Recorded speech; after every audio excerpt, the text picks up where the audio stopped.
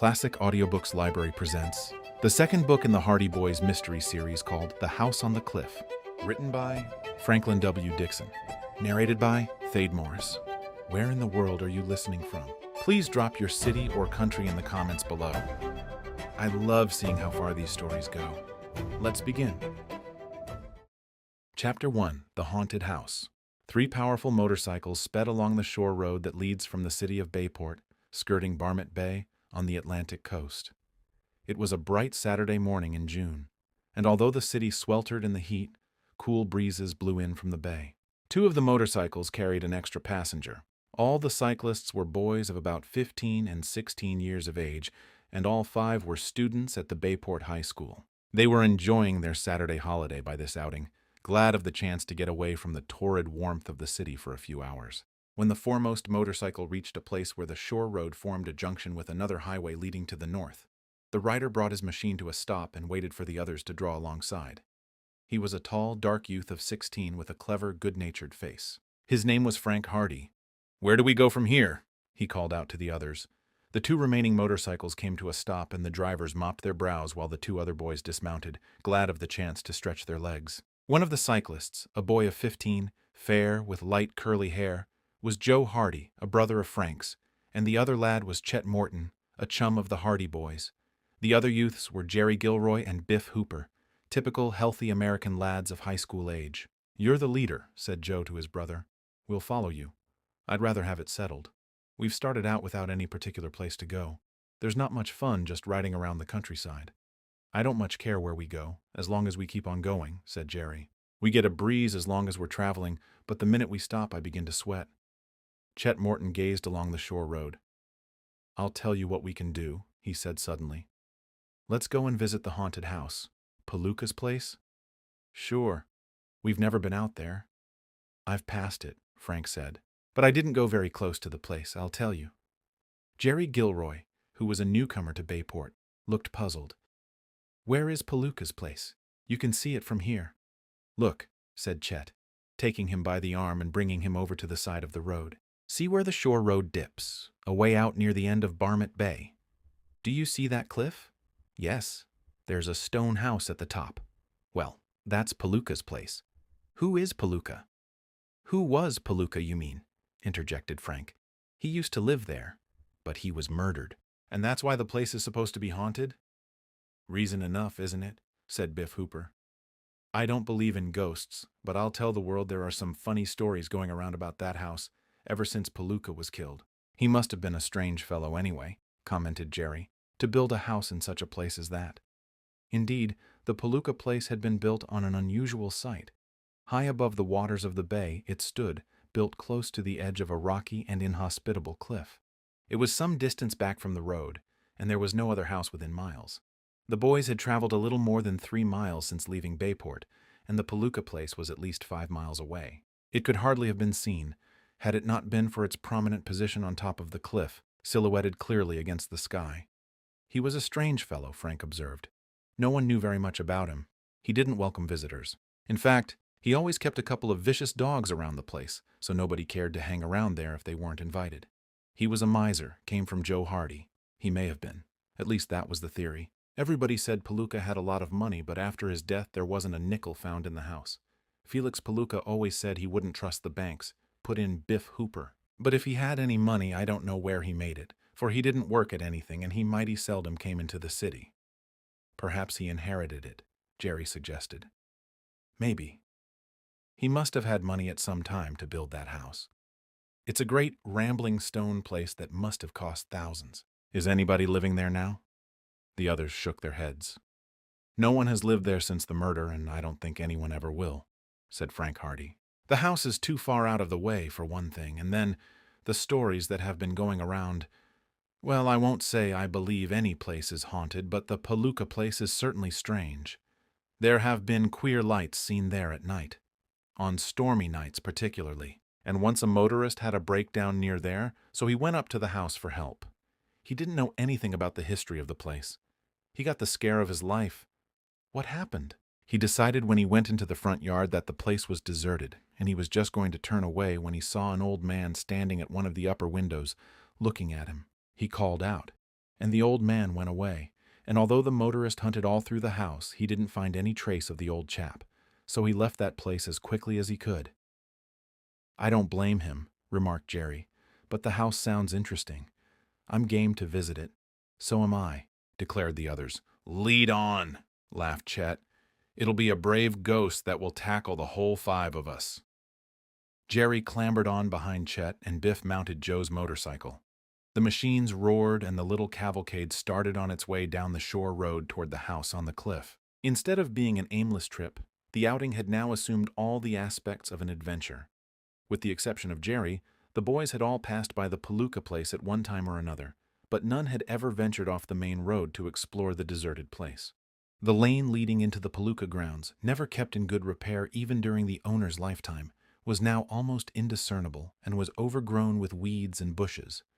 The house itself was hidden from the roadway by trees.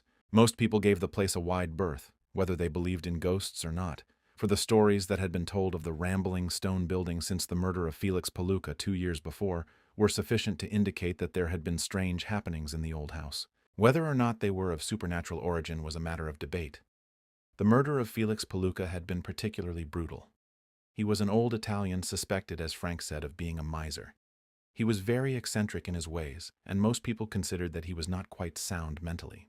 Be that as it may, Bayport was shocked one morning to learn that the old man had been found dead in the kitchen of his house, his body riddled with bullets. The motive apparently was robbery, for although it was popularly believed that the old man possessed a great deal of money that he kept with him in the house, it was never found in spite of the most diligent search. This was the gloomy history of the place the Hardy Boys and their chums were now about to visit and explore. To add to the atmosphere of excitement that had possessed them from the moment the old house was mentioned, as they drew closer to the cliff, the sun retired behind a cloud, and the sky gradually became darker. Frank glanced up. Although the sky had been bright and clear when the party left Bayport, clouds had gathered in the east, and it was plain that a storm was gathering. "Looks as if we'll have to go into the Palooka place whether we want to or not," he called out to the others. "It's going to rain." In a little while they came to the lane that led to the haunted house. In spite of the fact that it was overgrown with weeds and bushes, the boys were able to drive down the faintly defined roadway until at last a rusty iron gate barred their progress. Frank, who was in the lead, got off his machine and kicked the gate open, the rusty chains clanking dismally as they fell from the staples. Then the party went on into the grounds. Under the lowering sky that heralded the approaching storm, the grounds of the Palooka place were far from inviting. Dank, tall grass grew beneath the unkempt trees, and thistles and weeds sprouted up in the very center of the roadway. A rising wind stirred among the branches of the trees, and the waving grasses rustled mournfully. "Creepy sort of a place," muttered Jerry. "Wait till you see the house," Chet advised. Not one of them could restrain a slight shiver of apprehension when at last they came in view of the old stone building. It was framed in a mass of trees, bushes, and weeds that threatened to engulf it from all sides. Weeds obscured the front door. Bushes grew up level with the sills of the vacant downstairs windows. Trees on either side and beyond the house extended trailing branches down over the roof. A shutter hung by one hinge from an upstairs window and banged with every passing gust of wind. A death-like silence hung over the old building. Under the black clouds that now filled the entire sky, it was imbued with an atmosphere of gloom and terror. "Come on," said Frank. "Now that we're here, we may as well go through the place." "Haven't seen any ghosts yet," laughed Chet, with an effort at being light-hearted. But in spite of himself, his tone seemed forced. They left the motorcycles beneath a tree and advanced toward the old stone building. The front door was almost off its hinges, and it swung creakingly open at Frank's touch. Frank stepped boldly into the hallway. The interior of the house was veiled in gloom, for the rear windows were boarded up, but the lads could see that everything was deep in dust. A staircase was before them, leading to the upper stories of the building. To the left was a closed door. "This must be the parlor," said Frank, as he flung the door open. The room was empty. A stone fireplace was at one side, and as the boys came into the room, a rat scuttled out of the fireplace and raced across the floor, disappearing through a hole in the wall. The sound made everyone jump, for the boys' nerves were at a tension on account of the forbidding atmosphere. "Just a rat," said Frank. His voice had the effect of calming the others.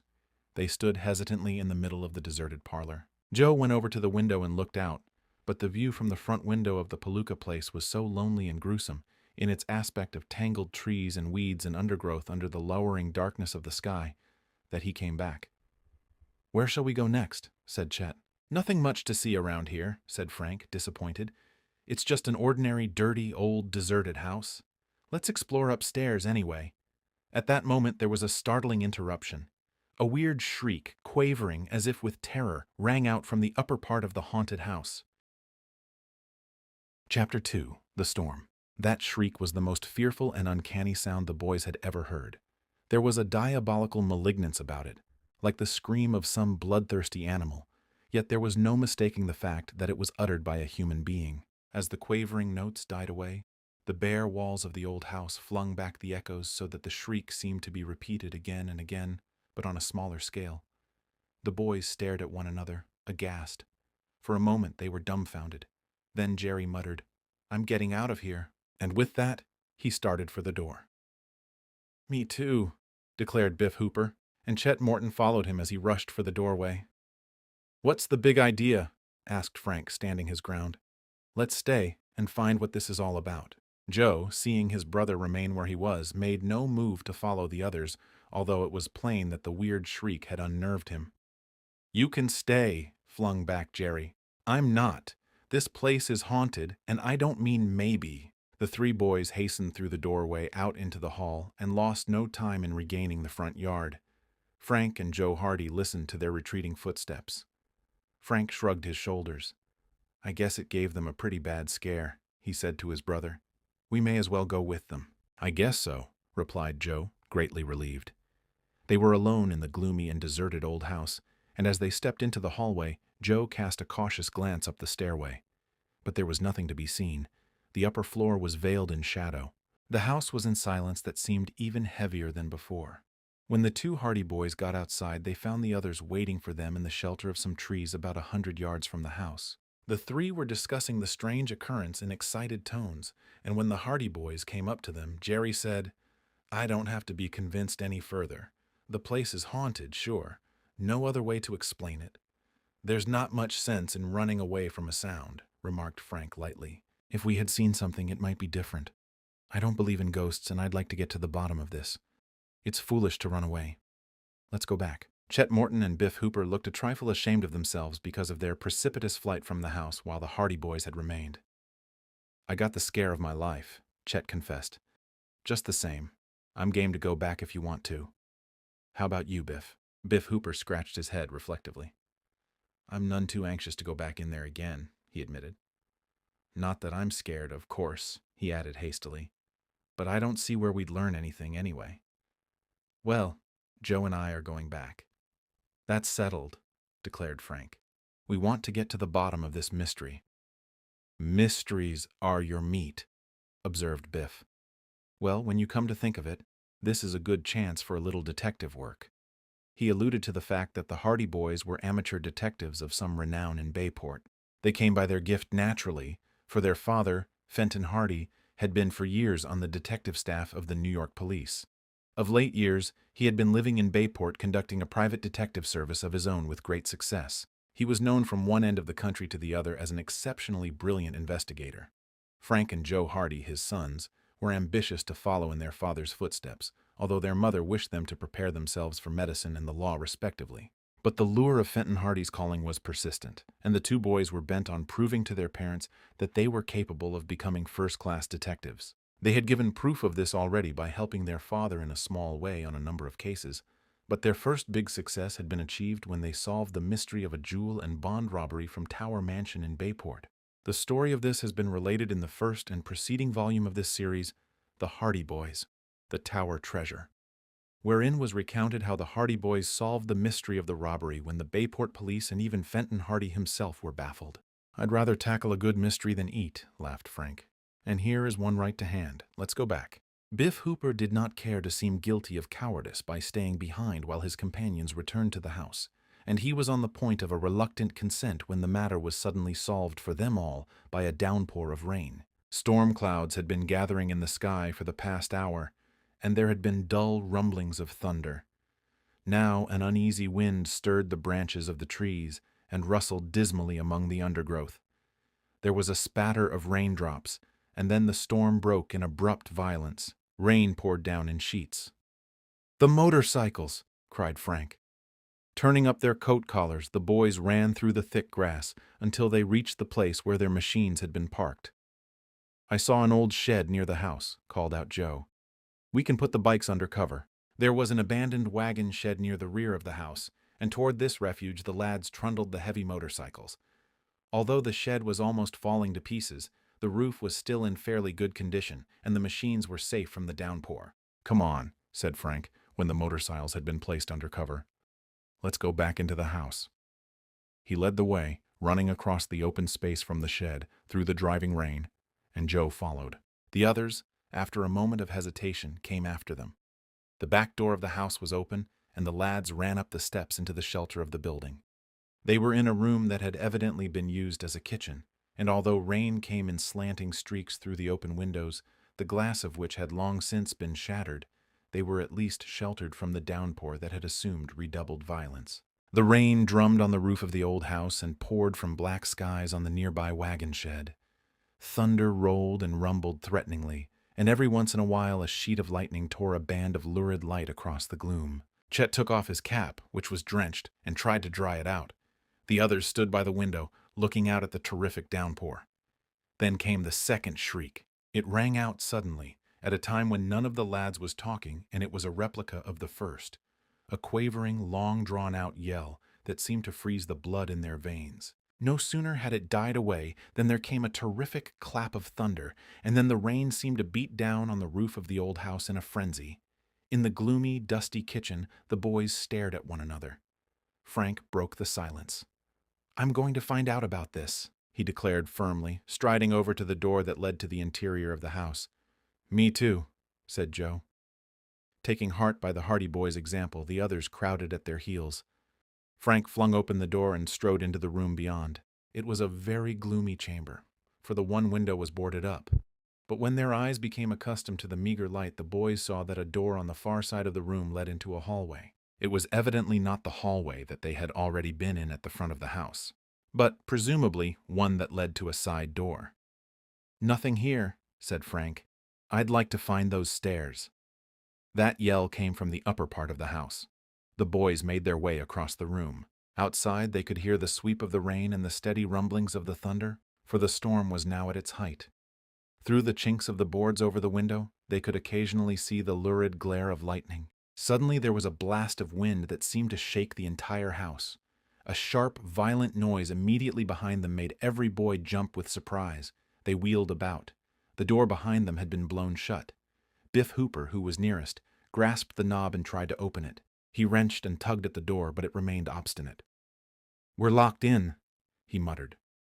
"We can get out, all right," said Frank. "There must be a door in this side hall." He walked across the room and entered the hallway. At the same instant, a maniacal howl rang through the old house. The hollow echoes magnified its volume. A flash of lightning illuminated the startled faces of the 5 boys. With one accord, they rushed into the hallway. It was a narrow place, heavy with dust, and their feet thudded heavily on the moldy flooring. Crash! At the far end of the hall, they had a glimpse of falling plaster that fell in a great heap to the floor. A dense cloud of dust arose and filled the narrow chamber. "Run for your lives!" yelled Frank. But no sooner were the words out of his mouth than there came a ripping, crackling sound from overhead. Immediately above them, a large part of the ceiling, disturbed no doubt by the vibrations of their feet as they ran into the hall, had given way. A wide crack that showed in the plaster quickly became wider, and then, with a terrific roar, half the hall ceiling came tumbling down upon the lads. They were buried in dust and laths and plaster that came upon them in such an avalanche that they were thrown to the floor. The splintering of wood and ominous crackling that followed indicated that more of the ceiling was about to go, and then came a roar even louder than the first as another avalanche of debris rolled down upon them. Was the Palooka house falling in? Chapter 3. Empty Toolboxes. When he was knocked off his feet by the impact of falling debris, Frank Hardy crouched down, protecting his head as well as possible, until the downfall was over. Although a great deal of rubbish descended, it was not heavy material, and when at last the rain of plaster and splintered laths had ceased, Frank knew that he was uninjured, although he was almost buried in the heap and half smothered by the thick dust that rose all about him. He managed to get to his feet, fighting his way clear of the rubbish, and the first sight that met his eyes was an arm sticking out of the debris nearby. He seized the outstretched hand and dragged the owner to safety, discovering that it was his brother Joe. By this time, the others were beginning to extricate themselves, and within a few minutes, all 5 boys, covered with dust from head to foot, had scrambled out to the clear floor in the middle of the hall. No one was injured, although Joe and Jerry complained of bruises about the head and shoulders. "Let's get out of here!" exclaimed Chet as soon as he could get his breath. "I'm not going to fool around this house any longer." He looked about him for some means of escape. "I don't think it's very healthy myself," Frank agreed. He saw a door at the side of the hall and going over tried to open it. But the door was locked fast, and although he kicked at it and shoved against the panels with all his strength, he was unable to budge it. "There's a window," declared Joe. "Let's break our way out." The window was boarded over, but the glass was already shattered, so Chet and Jerry, picking up rocks that had tumbled down and the debris from the walls and ceiling, pounded at the boards. "We'd better keep moving," advised Biff Hooper. "Perhaps the rest of the place will start caving in on us." There was a splintering sound as one of the boards fell loose, revealing the rain-soaked trees and bushes outside. Another onslaught with the rocks and another board fell away, leaving a space sufficient to admit of the passage of a human body. "Gee, that looks good to me." "Let's get out of here quick! That suits me! Don't lose any time! This whole building may be coming down!" As the last words were uttered, the boys heard another crash behind them. It was so close that it made all of them jump. "Hurry up, everybody!" yelled Biff Hooper. "Can't get out any too fast for me," returned Jerry. "You said it," muttered Chet. One by one, the boys scrambled up on the windowsill and squeezed their way out between the boards until at last all were standing outside the old house. The storm was still raging. Rain poured down in a drenching torrent. "Now let's get as far away from this place as we can travel," said Jerry. "Somebody is going to get killed if we stick around here much longer." He was pale with fright, and it was plain that the strange experiences of the past hour had completely unnerved him. "That's the way I feel about it," agreed Biff Hooper. "I'm not a bit comfortable around here. Let's beat it." "I'd like to find out what is wrong with the place," persisted Frank doggedly. "You couldn't drag me back in there with a team of horses," objected Chet. "Let's clear out. I've had enough of it." "Come on," urged Jerry. "There's no use going back. The whole place will cave in on us if we aren't careful. And anyway, there's something fishy about the house." Frank saw that the others were determined on leaving, in spite of the pouring rain, so, reluctantly, he gave in, and the 5 boys hastened around the side of the house over to the shed where they had left the motorcycles. "We can at least stay in the shed until the rain goes over," he said. "Not on your life," declared Chet Morton. "I'm going to put as much distance between little me and that haunted house as I can. That place gets on my nerves." And with that, he began tinkering with the machine, preparatory to starting it. Frank and Joe decided that no good would be served by arguing the matter, so they prepared to leave with the others, although they privately resolved to return to the Palooka place at the earliest opportunity, to investigate the mystery of the house on the cliff more thoroughly. Jerry and Biff Hooper took their places, and in a few minutes the 3 motorcycles drove slowly out of the shed and across the yard toward the lane. It was then that they heard the laugh. From the haunted house came a harsh, mocking laugh that rang out in peals of derisive merriment. It continued for several seconds, and could be heard quite plainly even above the noise of the engines and the drumming of the rain on the roof. Then it stopped, abruptly. The boys looked at one another. "Did you hear someone laugh?" asked Frank, unable to believe his ears. "You bet I did," exclaimed Chet. "And that does settle it. I'm leaving here right away." "That was the most nerve-wracking laugh I ever heard in my life," declared Jerry. "Let's get out of here, quick. Somebody's playing a joke on us," Frank said angrily. "I'm going back. Joke? Nothing. That place is haunted. Come on." And with a roar, Chet's motorcycle leaped forward as he headed down the lane toward the main road. Joe, after looking behind and motioning to his brother to stay with the party, followed him. Soon the 3 motorcycles were speeding down the lane, and from the haunted house came peal after peal of that same demoniacal laughter, as though mocking their flight. Then, as they rode on through the streaming rain, and the haunted house was lost to sight among the wet and sodden trees, the laughter died away. When they reached the main road, the boys turned their motorcycles in the direction of Bayport, and for more than 5 minutes the machines rocked and swerved as they sped along through the muddy ruts. The boys were soaked to the skin, and water dripped from the peaks of their caps into their eyes. The rain poured down with redoubled violence, and the others could scarcely see Chet's machine through the misty downpour. Chet was making such good time back to Bayport that they found it difficult to keep up with him. Frank Hardy was still dissatisfied. He had really wanted to remain behind and probe the mystery of the house on the cliff further. He held no stock in the ghost theory. The shrieks and the mocking laugh, he was sure, were of human origin. But what could have been the motive? It may have been that some boys had been in the house when they arrived and had simply seized the opportunity to play a joke on them. In that case, he muttered to himself, the story will be all over the Bayport High School by Monday and we'll be kidded within an inch of our lives for running away. We should have stayed behind. Something told him, however, that this was no ordinary schoolboy prank. The incident of the fallen ceiling had unnerved him slightly. It was only by good luck that none of them had been seriously hurt. Of course, it may have been entirely accidental, but it seemed to have happened at a strangely opportune time. Then the recollection of the shrieks and the mocking laugh came back to him again, and he shivered as he recalled the maniacal intensity of the tones. If it was any fellow like ourselves, he was a mighty good actor, Frank said to himself. I've heard of a person's blood running cold, but I never knew what it meant until I heard those yells. Suddenly his motorcycle began, as he termed it, acting up. It coughed, lurched, backfired explosively, and then the engine died. What a fine time for a breakdown, Frank said as he dismounted. Joe drew up alongside. What's the matter? He called. Engine broke down. Gosh, aren't you lucky, exclaimed Joe, grinning. There's a shed over at the side of the road. Bring it over under cover. He pointed to a tumble-down shed nearby. Frank realized that it might take some time to discover the trouble, so he trundled the motorcycle over to the refuge his brother had indicated. In the meantime, Chet Morton had looked back to find that the others were not following him and had decided to return. The roar of his machine could be heard through the rain as he rode back toward them. In the shelter of the shed, Frank first of all took off his coat and cap, which were dripping wet, and hung them up on a projecting board. Then, as Joe and Jerry stood by, glad of the chance to get in out of the rain, he rolled up his sleeves and prepared to find the source of the trouble. They could hear Chet calling for them as he drove along the road in the rain. Thinks we're lost, laughed Joe. He went over to the front of the shed and hailed their companion. Come on up here, he shouted. Had a breakdown. Grumbling audibly, Chet dismounted and came over toward the shed. In the meantime, Frank had opened the toolbox of his motorcycle. The others were startled by a sudden exclamation.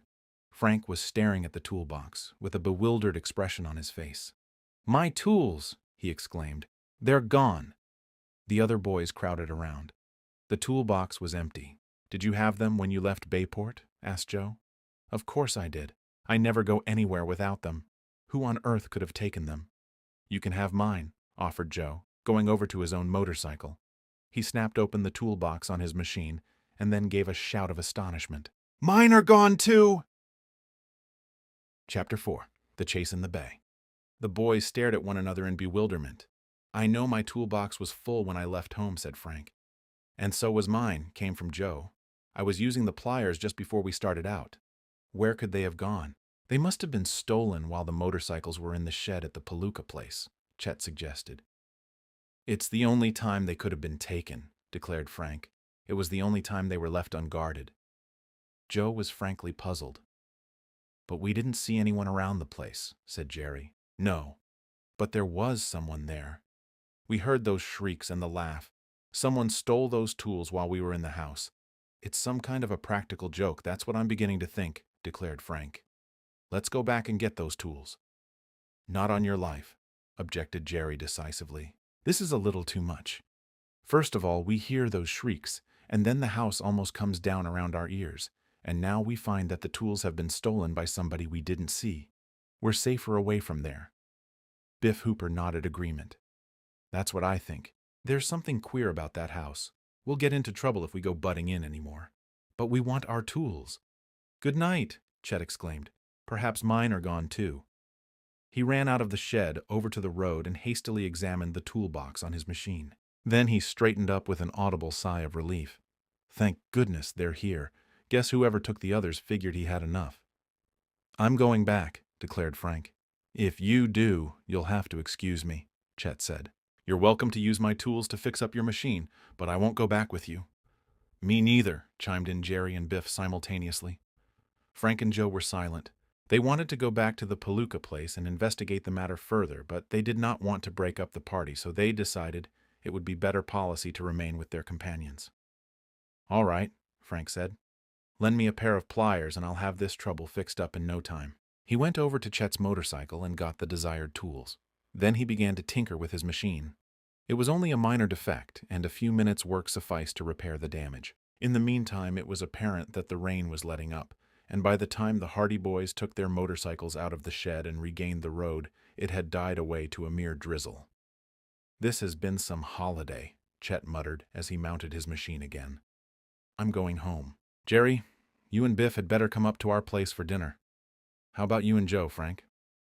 "Thanks just the same, but we couldn't. We promised to be back home this afternoon.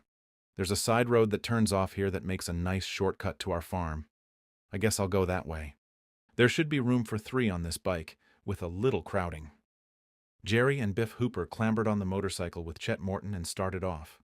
The Hardy Boys followed on their own machines until they reached the side road, about 100 yards away. There the others left them, after shouting goodbye. Frank and Joe watched Chet's motorcycle, heavily loaded, disappear into the mists that hovered over the road, and then they prepared to continue their journey back to Bayport. The shore road dipped at that point and wound down along the edge of the bay in a deep spiral, which brought them at one point almost back to the cliff at the top of which the Palooka place was located, although by now they were nearer the water's edge. From there the road sloped directly down to the shore, then ran along the edge of the bay and in toward the city. Frank looked up toward the top of the cliff that loomed high above them. They could not see the Palooka place from where they were, as it was on the high ground and almost masked by trees, but the mystery of the place still preyed on their minds. "I'd like to go back there yet," said Frank suddenly. "That affair of the tools has me guessing." "Me too. But I think we'd better go on home. We can come back some other time and look for them. One minute I think it was only a practical joke of some kind, and the next minute I think it's something a whole lot deeper than that. There's something strange going on up there. There were sure a lot of strange things going on when we struck the place. That's certain. I can hear those shrieks yet." "Well, I guess you're right, Joe. We may as well go on home. But I'd like to get to the bottom of it. Whoever stole those tools made quick work of it. We weren't in the house very long. It proves that it wasn't a ghost anyway.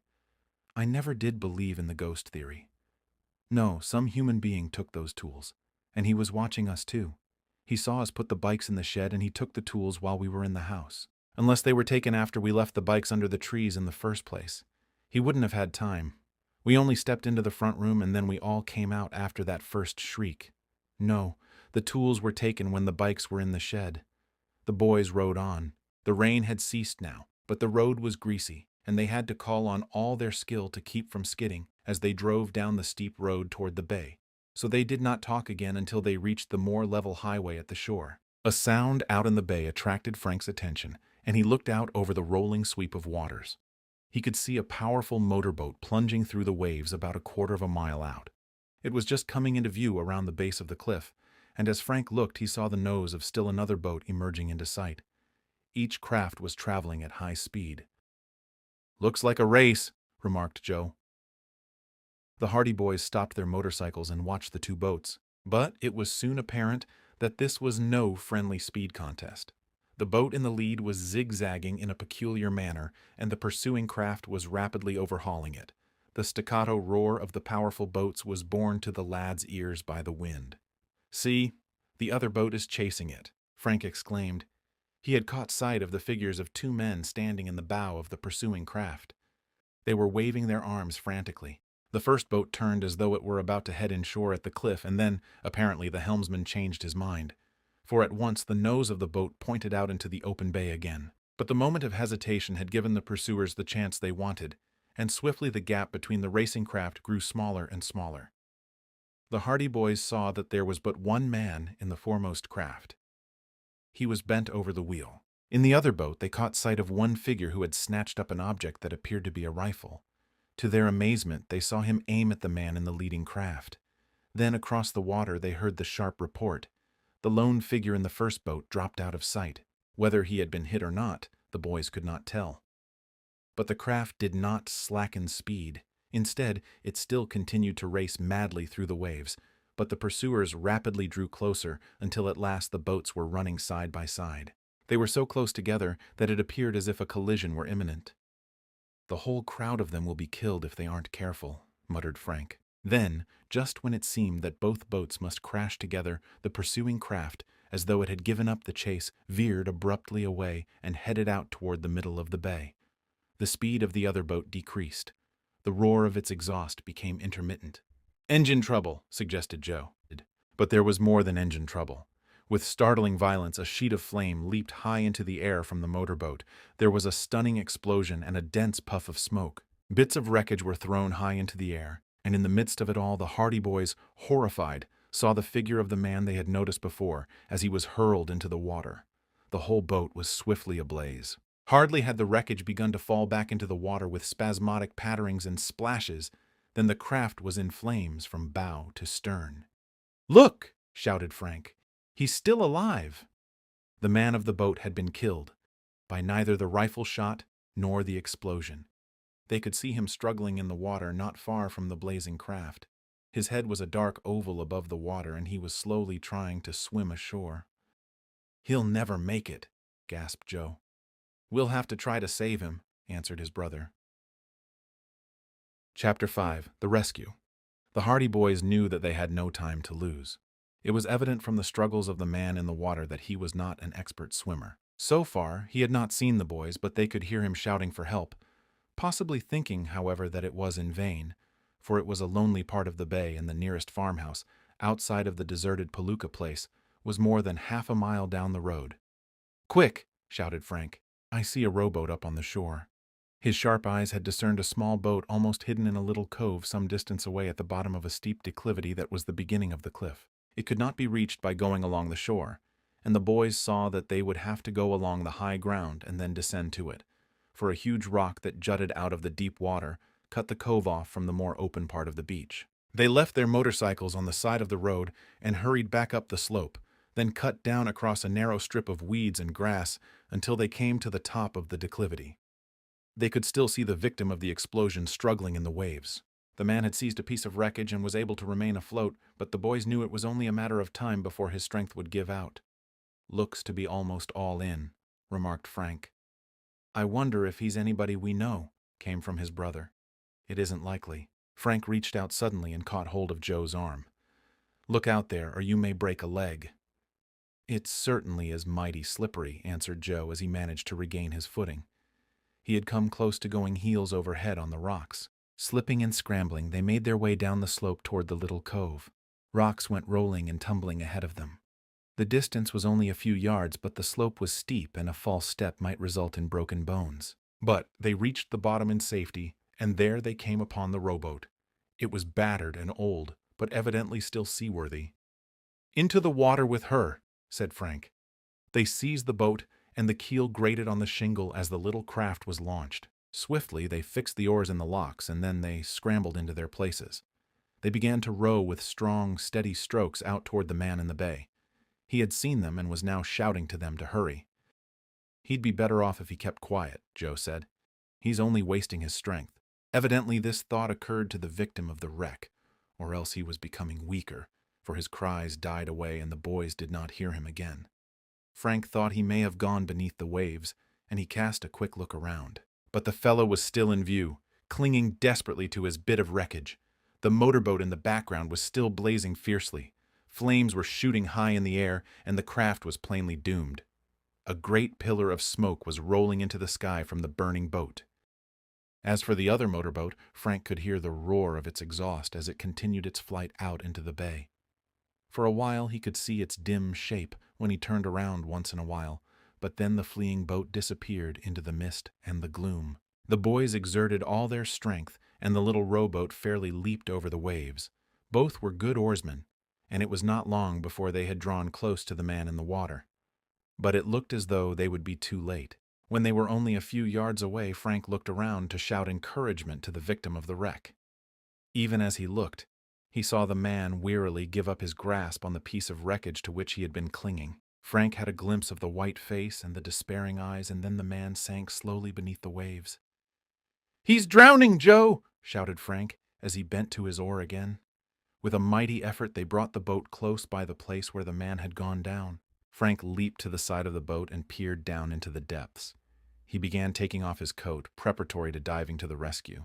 Then the fellow came to the surface again, gasping for breath, but so weak that he could scarcely make a struggle. He emerged from the water, right beside the boat, and Frank leaned over, grasping him by the hair. This sufficed to prevent the man from sinking for the second time, and Frank managed to get a grip on the collar of his coat. Then, with Joe helping, and in imminent danger of upsetting the boat, he managed to drag the stranger to the side of the craft. The fellow was a dead weight, for he had lapsed into unconsciousness when Frank seized him, but somehow they contrived to get him into the boat, and there he lay, sprawled helplessly, more dead than alive. "We'd better get him to shelter someplace and revive him," said Joe. "We can't do much for him here. How about that farmhouse down the bay? The very place. Where is it?" They finally located the farmhouse, a snug little building back off the main road some distance down the bay. It meant considerable rowing, but there was a life at stake. The blazing motorboat nearby was a roaring mass of flames. Then it began to sink beneath the waves. There was a great hissing sound and a heavy cloud of steam as the craft sank lower and lower into the water, its blazing embers blackening to the touch of the sea. Swiftly, at last, the boat disappeared. Its stern seemed to hesitate for a moment, and then it slid quickly down into the waves, and the only trace was a widening pool of oil and scattered wreckage on the surface of the water. But the Hardy boys were too busy to give more than passing notice to the spectacle. Their immediate problem was to get the stranger under shelter. Frank decided that there was no necessity for first aid. The man had been conscious when he rose from the water the first time, so there could not be much water in his lungs. He had simply given in to exhaustion and fatigue resulting from his long struggle in the waves. They headed the boat down the bay, in a direct line with the little farmhouse, which they could see nestling among the trees. They had already spent much energy in rowing out to the rescue of the stranger, but they fell to the new task with a will. Rowing with machine-like precision, they felt the little boat respond to every effort, and it fairly leaped along. This time they had the wind and the waves with them, and they made good time. The man they had rescued lay face downward in the bottom of the boat. He was a slim, black-haired fellow. His clothes, which of course were soaked with water, were cheap and worn, the sleeves being frayed at the cuffs. They could not see his face, but they judged him to be young. He was still unconscious. Frank let Joe take his oar for a moment and crouched down beside the stranger. He turned the man over, and the limp form lolled about as helplessly as a bag of salt. As they had surmised, he was a young fellow with sharp, clean-cut features. He wore a cheap shirt, open at the throat. Frank pressed his ear to the fellow's chest and listened for signs of life. Finally, he straightened up, with a mutter of satisfaction. "His heart's beating all right," he told Joe. "He's alive, at any rate. Just all in. He'll come to after a while." He returned to his oar, and the little boat skimmed over the waves on toward the farmhouse in the distance. The boys rowed until the muscles of their arms were aching, but at last they drew near the shore, and finally the pebbles grated underneath the keel. Frank leaped out and dragged the boat part way up on the beach. Then, between them, they carried the unconscious man up the rocky shore toward the farmhouse. They found a path that led through a field up to the back door of the house, and although their burden was heavy, they managed to carry the still figure, limp and motionless, across the field. A gaunt, kindly-faced woman came hurrying out of the house at their approach, and from the orchard nearby came a man in overalls. The farmer and his wife had seen them. Laws. "What's happened now?" asked the woman, wide-eyed, as they came up to her. "This man was mighty nearly drowned out in the bay," explained Frank. "We saw your house." "Bring him in," boomed the farmer. "Bring him indoors." The woman ran ahead of them and held the door open. With the farmer giving aid, the boys carried the unconscious man into the house and placed him on a couch in the comfortably furnished living room. The farmer's wife glanced dubiously at the stream of water that dripped from the victim's clothes, for she was a tidy soul, and she had just scrubbed the floor that morning. But her better nature overcame her housewifely instincts, and she hastened out to the kitchen to prepare a hot drink. "Best rub his hands," suggested the farmer. He was a burly man with a black beard. "It'll bring the blood back to his cheeks. One of you take off his boots and we'll wrap his feet up in warm flannels. For the next 5 minutes, the house was a scene of excitement as the farmer and his wife bustled about, and the Hardy boys rubbed industriously at the hands and feet of the unconscious man, trying to restore him to consciousness. At last there was a sign of reviving life. The man on the couch stirred feebly. His eyelids fluttered. His lips moved, but no words came. Then the eyes opened and the man stared at them, as though in a daze. "Where am I?" he muttered faintly. "You're safe," Frank assured him. "You're with friends. Pretty, near, cashed in, didn't I?" "Yes, you pretty nearly drowned, but you're all right now." "It was Snackley," said the stranger as though talking to himself. "Snackley got me. The rat." Chapter 6. Snackley. At that moment the farmer's wife appeared, bringing a drink of hot ginger and water, which the man on the couch gulped down gratefully. "We'll put him in the spare room, Mabel," decided the farmer. "He needs a good warm bed more'n anything else just now. I'll look after him, if these boys here will help me." I think I was shot," muttered the stranger. He motioned weakly toward his side. Frank leaned over.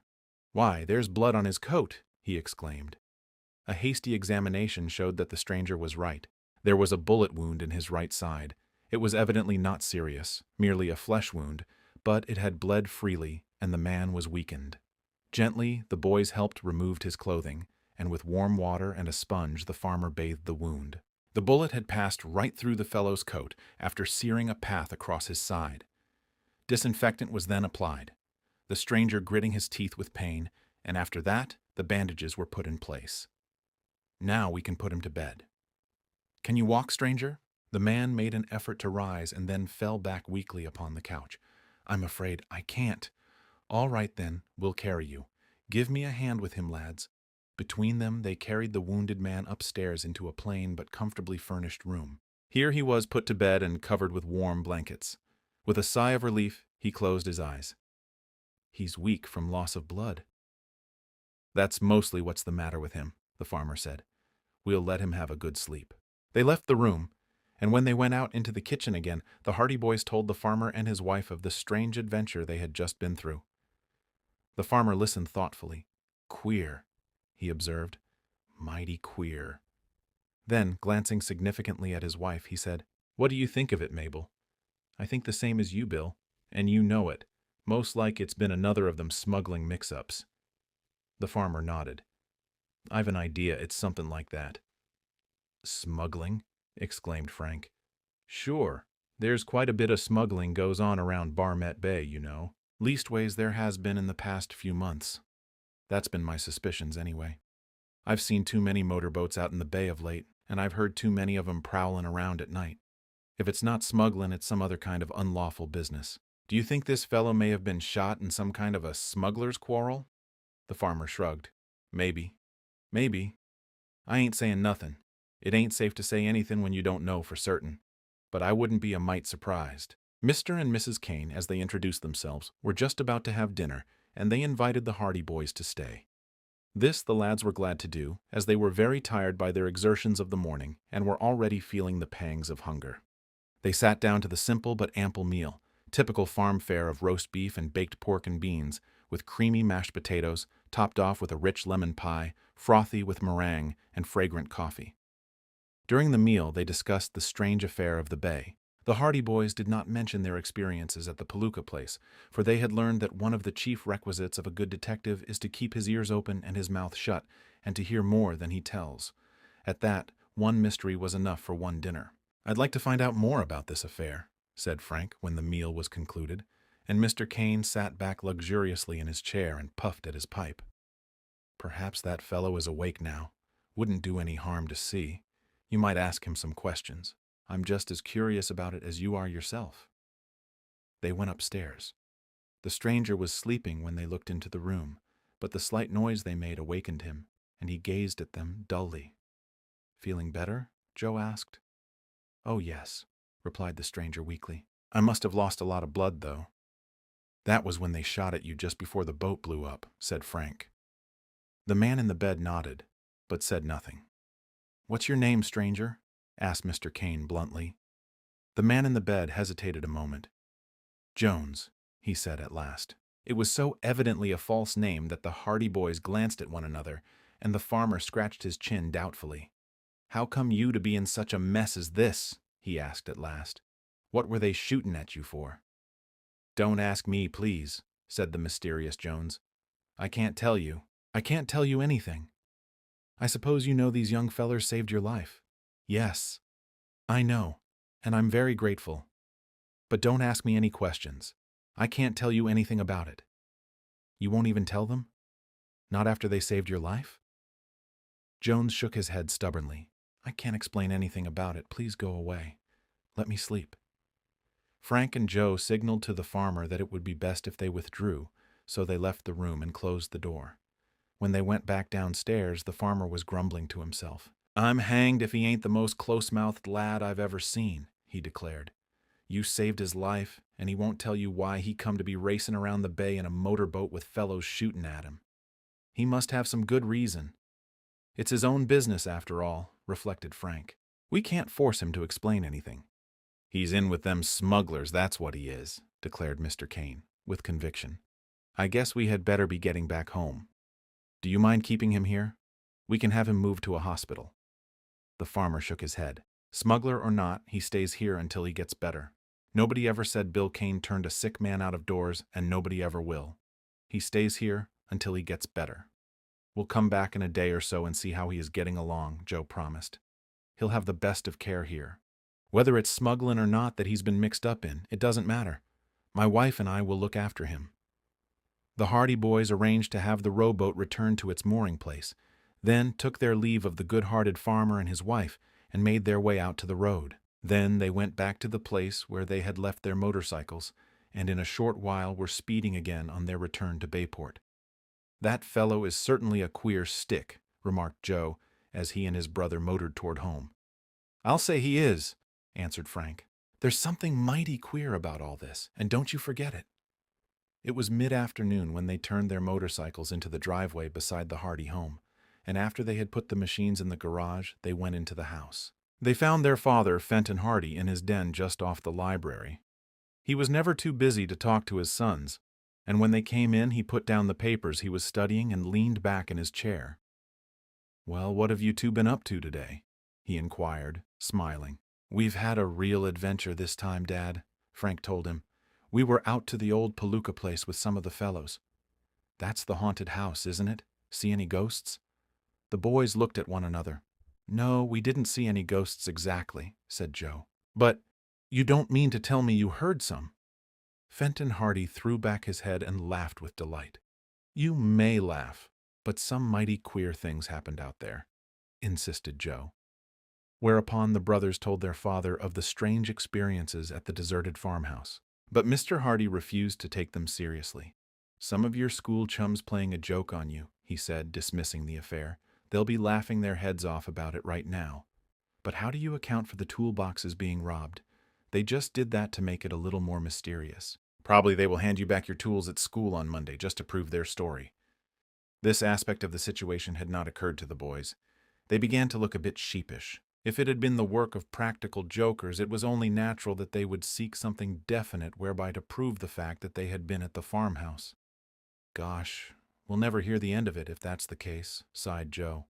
"Oh well, we'll just have to take it in good part. But we didn't tell you about what happened on the way home. Tell him about it, Frank. Another adventure? A real one. No practical joke about this." Frank thereupon told their father about the two motorboats in Barmet Bay, about the chase and the resulting explosion. He modestly underestimated their own part in the rescue of the victim of the wreck, but Fenton Hardy nodded his head in satisfaction as the story went on. Good work, he muttered. "You saved the fellow's life anyway. And it looks as though you've stumbled on a mysterious bit of business in that motorboat chase. What did the man say his name was?" "Jones," answered Frank doubtfully. Fenton Hardy raised his eyebrows. "Of course, there are lots of Joneses in the world. It might be his real name. But more than likely it isn't. Would he tell you anything about the reason for the chase? Did you question him?" "He wouldn't tell us anything at all. We made a few inquiries, but he said he couldn't explain." "Still more mysterious," reflected the detective. "Do you think he will talk when he gets better?" "I'm afraid not. He seemed quite determined not to tell us anything about himself or about the men who were chasing him. "Don't you remember, Frank?" exclaimed Joe. "When we brought him into the house, just as he became conscious again. What was it he said?" "Oh, yes, I had forgotten. He said, 'Snackley got me, the rat,' whatever that meant." "Snackley!" exclaimed Fenton Hardy, starting up. "Are you sure he said Snackley? Are you sure that was the name?" "I'm certain. Aren't you, Joe?" "Yes, that was the name all right." "Well, that does give us something to work on," the detective said. "Probably you have never heard of Snackley, but I have." "Who is he?" asked Frank. "Ganny Snackley is a noted criminal. He is a smuggler, one of the leaders of a ring of smugglers who bring in opium and other drugs from the Orient." "Is it possible that he is bringing drugs into the country at Barmet Bay?" Chapter 7. Bound and Gagged. The Hardy boys were astonished by this information. Their father, tapping a pencil quickly on the desk, leaned forward in his chair. "You may have stumbled on some information of great value," he said to them quietly. "I need hardly tell you that it is best to keep it to yourself. If Ganny Snackley is operating in this vicinity, it will be a great feather in our cap to catch him." "It's an unusual name," remarked Frank. "I'll bet that's the Snackley our man meant all right. And the farmer said there was smuggling going on in the bay," Joe pointed out. "Of course, there always has been more or less smuggling carried on in Barmet Bay, but it's been on a small scale. Ganny Snackley and his gang are international smugglers. The last I heard of him, he was operating up on the New England coast, but probably things grew too hot for him and he moved down here. He seems to have dropped completely out of sight for the past 6 months or so. Perhaps this man Jones at the farmhouse will talk later on." "I'm going out there to interview him," said Fenton Hardy. "I'll wait a few days until he is feeling better. Of course, the matter is one for the United States authorities, and as I haven't been assigned to the case, I can't do very much. But perhaps I'll get some information I can use at some other time. Joe and I will go out tomorrow and see how he is getting along." "Do so.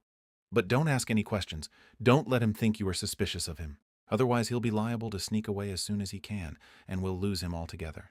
He is under an obligation to you now because you saved his life, so it will seem quite natural for you to come back to see him. If you think he is recovering quickly, let me know and I'll go out right away and talk to him. If you think he will be there for several days yet, we'll just let him stay until he feels better."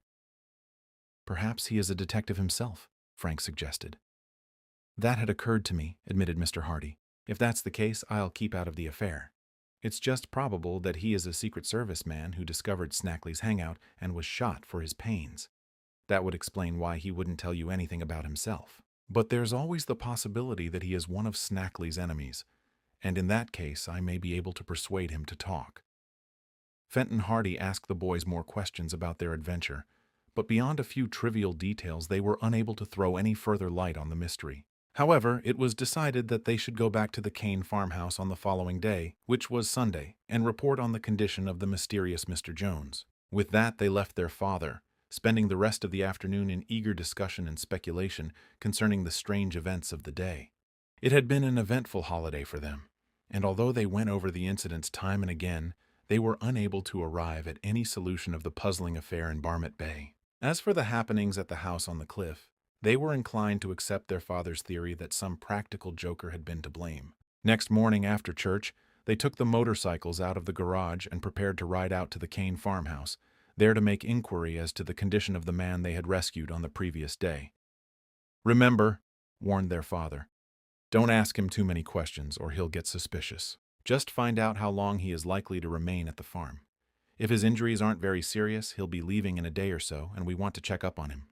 The boys promised to follow the detective's instructions. Unlike the day previous, this Sunday was clear and bright, and the rain of the afternoon before had laid the dust so that they enjoyed their journey out along the shore road.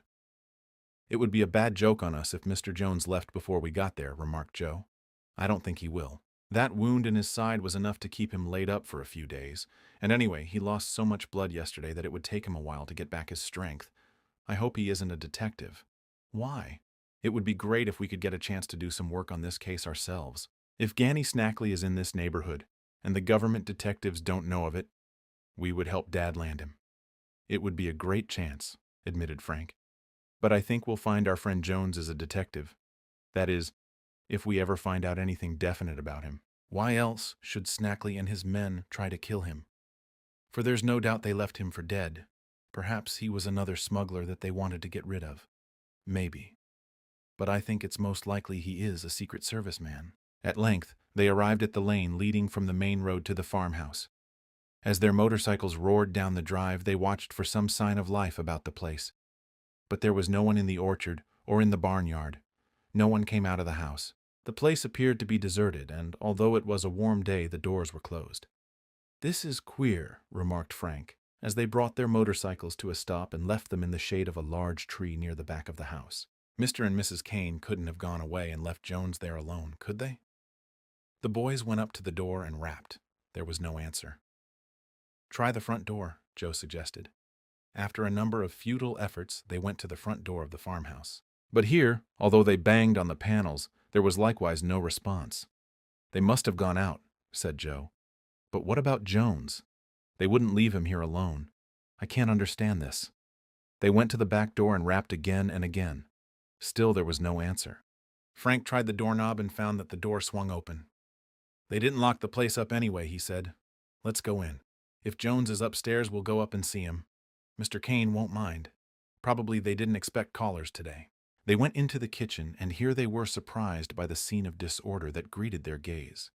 The previous day they had been impressed by the neatness of the room, for Mrs. Kane was evidently the soul of tidiness. Now the kitchen looked as though an earthquake had shaken it. Pots and pans were strewn about the floor. The table had been overturned. A chair lay upside down in a corner. A few cups and saucers lay in shattered bits beside the stove. The wood box had been upset and the wood was scattered about. One window curtain had been partly torn from its fastenings. "What on earth has happened here?" Frank exclaimed in profound astonishment. "Looks as if a cyclone came through. There's something queer about this. There's been a fight or a struggle of some kind here. Let's see what the rest of the house looks like." The Hardy boys rushed into the next room. There an unexpected sight met their eyes. Mr. and Mrs. Kane were seated in chairs in the middle of the room. They were unable to move, unable to speak, scarcely able to make a struggle. The farmer and his wife were bound and gagged, tied to their chairs. Chapter 8. The Stolen Witness. Swiftly, the Hardy boys rushed over to Mr. and Mrs. Kane and began to release them. The farmer and his wife had been trussed up by strong ropes, and they had been so well gagged that they had been unable to utter a sound. It was only a matter of a few minutes, however, before their bonds were loosened and the gags removed. "Thank goodness!" exclaimed Mrs. Kane with a sigh of relief as the gag was taken away. Her husband, spluttering with rage, rose from his chair and hurled the ropes to one side. "What happened?" asked the boys, in amazement. For a moment, Mr. and Mrs. Kane were unable to give a coherent account of their experience, owing to the strain they had undergone. But at last, the farmer stumbled over to the window and pointed down the shore road. "They went that way," he roared. "That way. Follow them." "Who?" "The rascals that tied us up. They took Jones away with them." "Kidnapped him?" "Yes, kidnapped him. There were 4 of them. They broke in here and tied up my wife and me. Then they went upstairs and carried Jones away with them. They dumped him into an automobile and made a getaway. 4 men. 4 of the ugliest-looking scoundrels you ever laid eyes on." "How long ago?" asked Frank quickly. "They didn't leave 10 minutes ago. If you had been here just a few minutes earlier, you would have met the whole crowd of them." The farmer was angry and excited. "But there's time yet. You can catch 'em. They went down the shore road." "Come on, Joe," shouted Frank. "Let's chase them. They've kidnapped Jones." Joe needed no urging. The Hardy boys left the farmer and his wife rubbing their chafed wrists and ankles and hastened out of the house over to their motorcycles. Within a few seconds, the staccato roar of the powerful machines broke out on the still air, and then they went rocking and swaying down the lane out onto the shore road. "Some high-handed proceeding, I'll say," yelled Frank, to make himself heard above the roaring of the motorcycles. "Those rascals ought to be in prison," returned his brother. The boys followed in the direction the farmer had indicated. Frank then recollected that just before they had turned in toward the Kane farm, he had seen a cloud of dust down the main road, evidently caused by a speeding automobile. But he had thought nothing of it at the time, for traffic along the shore highway occasioned no comment, especially on Sunday. "If we had only been a little earlier," he groaned. "We'll catch up to them. They haven't much of a start. Maybe we can follow them to some town and have the whole gang arrested." The motorcycles roared along at top speed. Both the Hardy boys were skillful drivers, and for a while Frank was able to follow the course of the car they were pursuing by watching the fresh tread mark in the dust. But when the road came to the place where it intersected with the road leading up to the Morton farm, the tread mark became lost, as evidently another car had turned out of the side road in the meantime and obliterated the fresh tread here and there. They passed the lane that led into the Palooka place and continued on down the shore road until they came to a hilltop that commanded a view of a wide stretch of country. Here they could see the road winding and dipping for a distance of more than a mile until it was lost to sight in a grove of trees. But there was no sign of the automobile they were seeking. "They've given us the slip, I guess," said Frank as he brought his motorcycle to a stop. They had a good start, and they weren't letting the grass grow under their feet either. "Think we should keep on? There's not much use. We'd better go back to the farmhouse and hear what Mr. and Mrs. Kane have to say about this." They turned their motorcycles about and headed back toward the farm. On the way, they discussed the mysterious kidnapping. "Evidently, those men in the other motorboat saw us rescue Jones, or else they heard that he had been taken to the farmhouse," remarked Joe. "They must be desperate characters." "I wonder what will happen to poor Jones now," said Frank gravely. "They tried to kill him in the first place. This time, do you think they'll murder him?" "It looks like that. They didn't show him any mercy out in the bay. They left him for dead that time. Now they'll make sure of it." Joe shuddered. "If they were going to kill him, they'd hardly go to all that bother of kidnapping him," he pointed out. "Perhaps they'd just want to keep him out of the way. Perhaps they were afraid he would tell about their chasing him and setting fire to his motorboat. They were mighty anxious to get their hands on him when they would come to the house in broad daylight and tie up Mr. and Mrs. Kane. Gee, it's lucky we came along when we did.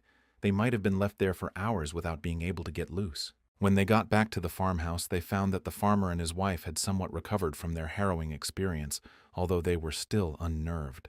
Mrs. Kane, ever the true housewife, was already beginning to tidy up the kitchen and living room, for the intruders had upset everything in the struggle. "We lost them," said Frank. Kane nodded. "I didn't think you'd catch them," he said. "They left here in too much of a hurry, but I hoped you would.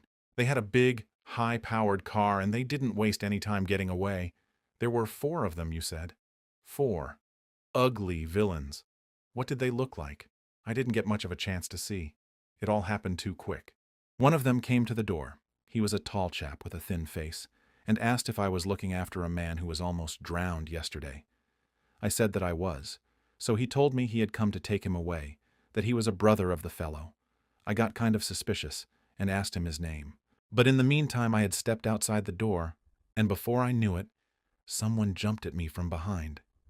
I put up a fight as best as I could, but the others came at me from around the corner of the house where they had been hiding, and before I knew it I was tied up. Then they tied up my wife and left us in the living room while they went upstairs. Did Jones put up a fight when they took him away? He tried to. He hollered for help, but of course I couldn't do nothing, and he was too weak to fight much himself. They carried him downstairs and put him in the automobile. Then they drove away. There must be more to this affair than we imagine, reflected Frank. It's getting serious when they break into a private home like this. You bet it's getting serious, exclaimed the farmer. It'll be mighty serious for them if they try it again. He motioned to the table where a shotgun was lying. I've got that gun loaded and waiting for the next gang that tries anything like that. I only wish I'd had it ready this morning. I don't think you'll have any cause to use it, Frank said reassuringly. It was Jones they were after. They won't bother you again. They'd better not. I think the best thing we can do, Joe, is to go right back to Bayport and let Dad know about this. Good idea. We can't do anything by staying here. You boys said yesterday that your name was Hardy, eh? Said the farmer. Ain't any relation to Fenton Hardy, are you? He's our father. The detective? The Hardy boys nodded assent. Good, exclaimed Kane. You go right back and tell him about this. If anyone can get to the bottom of this affair, it's him. I hate to see them rascals getting away scot-free. Frank and Joe bade goodbye to the farmer and his wife and returned to their motorcycles. They promised to call again at the Kane farm as soon as they had any further information, and Mr. Kane, in turn, gave his promise to notify them if there were any further trace of the kidnappers or of the mysterious Jones. When they returned to Bayport, the boys lost no time in reaching home. Fenton Hardy was enjoying one of his rare afternoons of leisure and reading, but he put his book aside when the boys rushed into the library. "Did Mr. Jones talk?" he asked quickly, seeing by their expressions that something unusual had happened. "We didn't have a chance to see him," exclaimed Joe. "What's the matter? Did he clear out? He was kidnapped. Kidnapped." "4 men broke into the farmhouse and took him away," said Frank hurriedly. Then he proceeded to tell the story of the strange events of the morning at the Kane farm, prompted occasionally by Joe. Mr. Hardy was deeply interested. "There's only one theory I can think of," he said at last.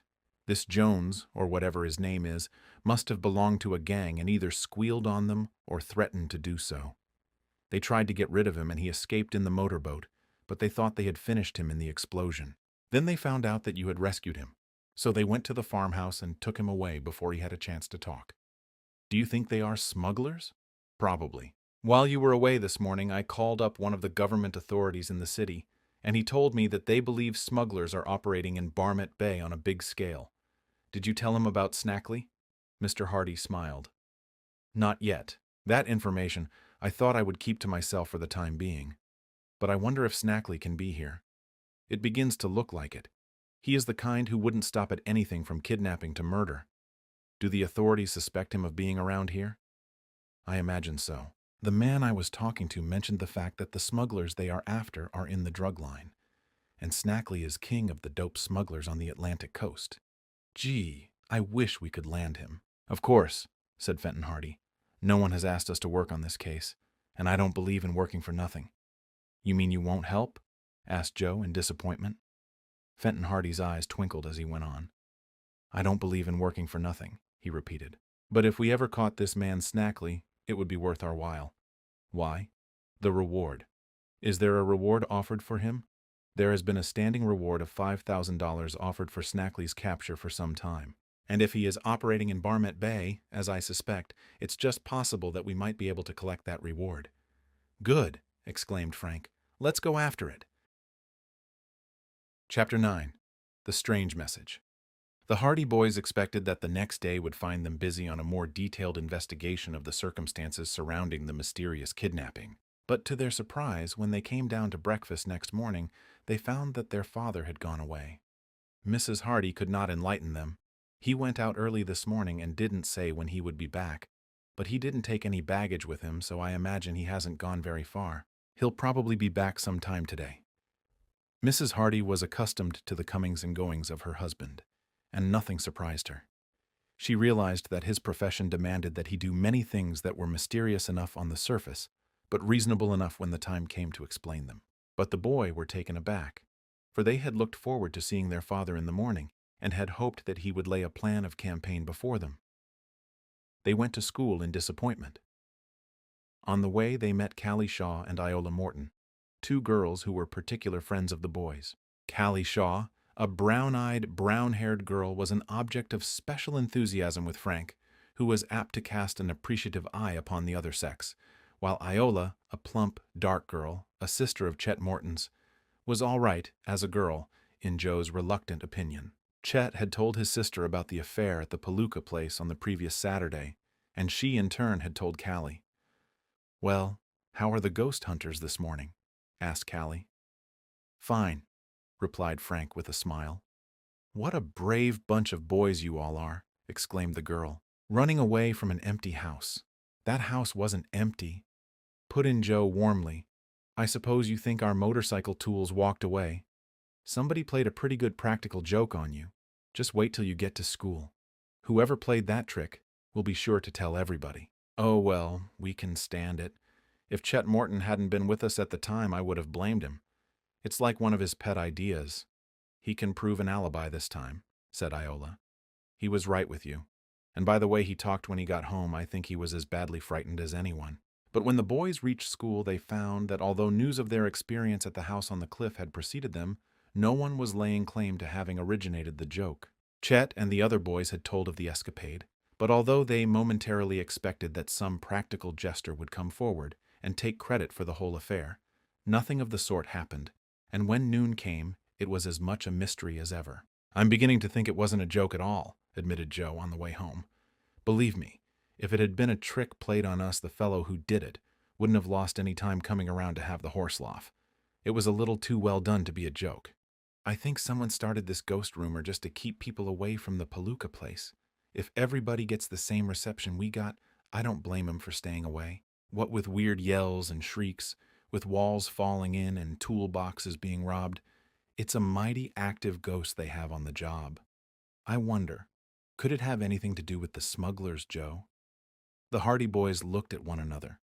There's a thought, exclaimed Joe. We had two mighty strange things happen to us on the same day. Perhaps they have something to do with each other? It might be only a coincidence.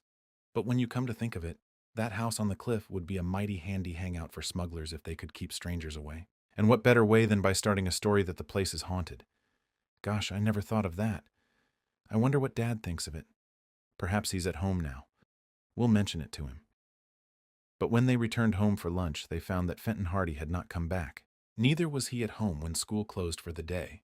And when the Hardy boys went to bed that night, there had not been the slightest word from their father, nor any indication of where he had gone. In spite of the fact that they were accustomed to these sudden absences, the lads felt vaguely uneasy. I don't know why, said Frank next morning, but I have a sort of feeling that everything isn't all right. I've been feeling that way myself. Of course, Dad has often gone away from home like this without telling where he was going, and he has always turned up all right. But this time, well, we'll just have to wait and see. He knows his own business best, and it's 10 chances to 1 we're worrying over nothing. But I have a sort of a hunch that there's a nigger in the woodpile. Mrs. Hardy, however, was not alarmed. Oh, he'll walk into the house when we're least expecting him, she laughed reassuringly. You boys are just anxious to get to work on the Snackley case. Perhaps that's what he's working on now. He'll probably come back with a lot of information. We'd rather he'd let us in on that, returned Joe, and keep you out of school. Oh, no. He doesn't mind letting you do detective work as long as it's in your spare time. So the Hardy boys had to make the best of it. They concealed their impatience during the remainder of the week, doing their schoolwork faithfully. The following week was the start of vacation, and the lads were deep in examinations for several days, so that they had not much time to think of detective activities. But on Friday afternoon, the mystery of their father's absence took a strange turn. They came back from school to find their mother sitting in the living room, carefully examining a note that she had evidently just received. Come here, boys, she said as they came into the room. I want you to look at this and tell me what you think of it. She handed the note over to Frank. What is it? He asked quickly. Word from Dad? It's supposed to be. The Hardy boys read the note. It was written in pencil on a torn sheet of paper, and the handwriting seemed to be that of Fenton Hardy. The note read, I won't be home for several days. Don't worry. It was signed by the detective. That was all. There was nothing to indicate where he was. Nothing to show when the note had been written. When did you get this? Asked Frank. It came in the afternoon mail. It was addressed to me, and the envelope had a Bayport postmark. What is there to worry about? Joe asked. It's better than not hearing from him at all. But I'm not sure that it's from him. Why? Your father has an arrangement with me that he would always put a secret sign beneath his signature any time he had occasion to write to me like this. He was always afraid of people forging his name to letters and notes like this, and perhaps getting papers or information that they shouldn't. So we arranged this sign that he would always put beneath his name. Frank snatched up the note again. And there's no sign here, just his signature. It may be his signature. If it isn't, it is a very good forgery. And it may have been that he forgot to put in the secret sign, although it isn't like him to do that. Mrs. Hardy was plainly worried. If he didn't write it, then who did? Asked Joe. Your father has many enemies. There are relatives of criminals whom he has had arrested, and there are criminals who have served their terms and have been released. If there has been foul play, the note might be meant to keep us from being suspicious and delay any search. Foul play, exclaimed Frank. You don't think something has happened to Dad? He added, his face showing his alarm. The fact that he didn't put the secret sign underneath his name makes me anxious. What other object could anyone have in sending us a note like that, if not to keep us from starting a search for him? Well, whether he wrote that note or not, we will start a search for him, declared Frank firmly. He merely said not to worry about him. He didn't order us not to look for him. If he really did write the note, he can't say we were disobeying instructions. And then, the absence of the secret sign makes it all different. I'll say we'll look for him, cried Joe. Vacation starts next week, and we'll have plenty of time to hunt for him.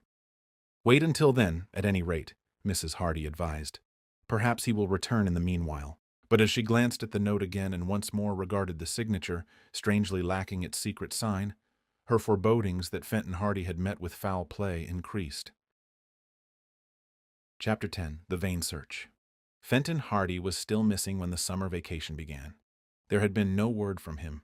Never, in all his years of detective work, had he vanished from home so completely and for such a length of time. He was an intensely considerate man, and his first thought was always for his wife and boys. Occasionally, it was necessary for him to leave home suddenly on trips that would keep him away for some length of time. Sometimes it seemed wiser to keep the knowledge of his whereabouts to himself, but he always managed to communicate with Mrs. Hardy to assure her of his safety. But this time, with the exception of the dubious note, there had been no such assurance. From the moment he had left the house on the morning after the kidnapping at the Kane farmhouse, he had vanished as utterly as though the earth had swallowed him up. The Hardy boys questioned many people in and around Bayport, but no one recollected having seen their father on the day in question. At the railway station, they ascertained the fact that the detective had not bought a train ticket that day or any day since. The agent admitted it was barely possible that Fenton Hardy might have taken a train and paid his fare on board, but said it was not likely. Inquiries at the steamboat office brought a similar response. The detective had not been seen. None of the local police officers remembered having seen Mr. Hardy that morning. The detective was a well-known figure in Bayport, and it seemed strange that no one had seen him about the streets of the city, in spite of the fact that he had left home at an early hour. The boys questioned everyone who was likely to have seen him, even to milkmen who might have been on their routes at that time. But the further they pursued their inquiries, the deeper the mystery became. One of the boys greatly interested in the disappearance of Mr. Hardy was Perry Robinson. Perry was the son of Henry Robinson, who had once gotten into difficulties over the disappearance of some valuables, as related in the Tower Treasure. All of the Hardys had done much for the Robinson family, and the Robinsons were correspondingly grateful. "I saw your dad on the street one day, boys," said Perry. He waved his hand to me. "When was that?" demanded Frank quickly. "Oh, a day or two before you say he disappeared."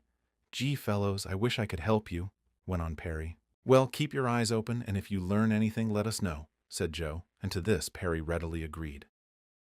Shortly after the boys had had their talk with Perry Robinson, they ran into a number of their girlfriends. One of these girls had likewise seen Mr. Hardy, but after considerable questioning, the boys came to the conclusion that the meeting had taken place several days before their father's disappearance. "Oh, I'm so sorry this happened," said one of the girls, and the others nodded in sympathy. The Hardy boys extended the search beyond the city. It occurred to them that their father might have gone out to the Kane farm, and they made their way to that place. But the farmer and his wife said no one had called at the house since the eventful Sunday of the kidnapping. "They've left us in peace, praise be," declared Mrs. Kane. "No one's been near the house since those rascals went away." The boys gave the kindly couple a description of their father, but Mr. Kane could not recollect having seen anyone resembling Mr. Hardy near the farm at any time within the past week. He had been working in the fields, he said, and would probably have noticed any strangers on the road. So the boys returned to Bayport, puzzled and downhearted over the failure of their search. They could not imagine where Fenton Hardy could have gone if he had not been near the Kane farm. "Something has happened to him, I'm sure," said Frank. "It isn't like Dad to stay away this long without sending some word." Perhaps he did write that note. He would have explained a little more, and he would have put in the secret sign. The fact that the Hardy boys were searching for their father gradually became known throughout Bayport, and one evening a thick-set, broad-shouldered man presented himself at the front door of the Hardy home and asked for the boys. Mrs. Hardy bade him step inside, and he waited in the hall, nervously twisting his cap in his hands. When Frank and Joe came out, the stranger introduced himself as Sam Bates. "I'm a truck driver," he told them. "The reason I came around to see you was because I heard you were looking for your father." "Have you seen him?" asked Frank eagerly. Sam Bates shuffled his feet and looked dubiously at the floor. "Well, I have and I haven't, you might say," he observed. "I did see your father quite a few days ago, but where he is now I couldn't tell you, for I don't know." Sam was evidently not a man of gigantic intellect. He spoke slowly and painstakingly, and his most obvious statements were delivered with the gravity suitable to pearls of wisdom. "Where did you see him?" "I'm a truck driver, see?" "Yes, you told us that," said Frank impatiently. "But where did you see our father?" Sam Bates was not to be hurried. He had a story to tell, and he was bound to tell it. "I'm a truck driver, see?" he repeated. "Mostly I drive just in and around Bayport, but sometimes they give me a run out to some of them villages. That's how I come to be out there that morning." "Out where?" "I'm coming to that. I just forget what day it was, but I think it was about a week from last Monday. I know it was just after Sunday because when I went home to dinner that day, the wife was washing clothes and dinner was late, and I had to eat it out on the back steps anyway, for the kitchen was all in a mess. You know how it is on wash day." Sam Bates regarded them wistfully, as though hoping for some expression of sympathy and understanding. But the Hardy boys were eager for information and impatient with the worthy truck driver's circuitous method of telling his story. "But what has this got to do with our father?" demanded Joe. "I'm coming to that, see? Give me time. Give me time. As I was saying, I'm pretty sure it was on a Monday, for it was wash day, and the wife never washes except on Monday. I mean, she never washes clothes except on Monday. She herself, why, she washes every day, of course. Anyway, it was Monday." "That was the day Dad disappeared," prompted Frank. "You don't say." "Well, I saw him that day." "Where?" "I'm coming to that. As I was saying, it was Monday. And when I went down to the garage, the boss, he says to me, says he, 'Sam, I want you to run a truckload of furniture down the shore road.' So I said, 'Well, boss, I guess that's what I'm here for.' So he told me that this here load of furniture had to go to one of them farmhouses away down near the point. So we loaded the truck, and I filled her up with gas, and away I went. It must have been about 9 o'clock by then, I guess. And you went down the shore road, sure. And it was a nice morning for driving, too. Anyway, I went out past the Tower Mansion. You know, Herd Applegate's place. Them people you and your father got back the Tower treasure for. And I was driving along without a care in the world and whistling away, quite happy-like, when I sees that I was coming near that haunted house up on the cliff. You know the place, where old Palooka was murdered. The Palooka place? Yeah. Well, anyway, I was coming by there, and I didn't drive slow either. For they say there's ghosts in that place, and I ain't taking no chance with nothing like that. So the truck was going along at quite a clip, when what should I see but a man walking along the road? Dad. Yeah, it was your father. Well, anyway, nobody ever said Sam Bates wouldn't give a guy a lift, so I slows down a bit and I says, 'Hey, do you want to ride?' Just like that, see? Then this guy turned around, so I seen who it was. I didn't know until then, see? So when I seen who it was, I said, 'Good day, Mr. Hardy. Would you like a lift?' But he thanked me and said he was just taking a little walk. So I drove on past him, and the last I seen of him he was walking along beside the road." "Did he go down the lane to the Palooka place?" "I don't know whether he did or not. He hadn't quite reached the lane when I seen him last. But I didn't meet him on my way back, so I don't know where he went. Matter of fact, I didn't think nothing more of it until this morning when a bunch of the boys were sitting around the garage talking, and one of them said that you two lads had been hunting all over the city for your old man, I mean your father, and you couldn't find him. So I says to myself, 'Sam, maybe you can tell them something they don't know.' So I just thought I'd come up. And we're very grateful to you," Frank assured him. "You've given us some valuable information. We didn't know whether our father had gone out of the city or not. Now I think we'll know where to look for him." "Ain't any chance of him nosing around that Palooka place, is there?" asked Bates.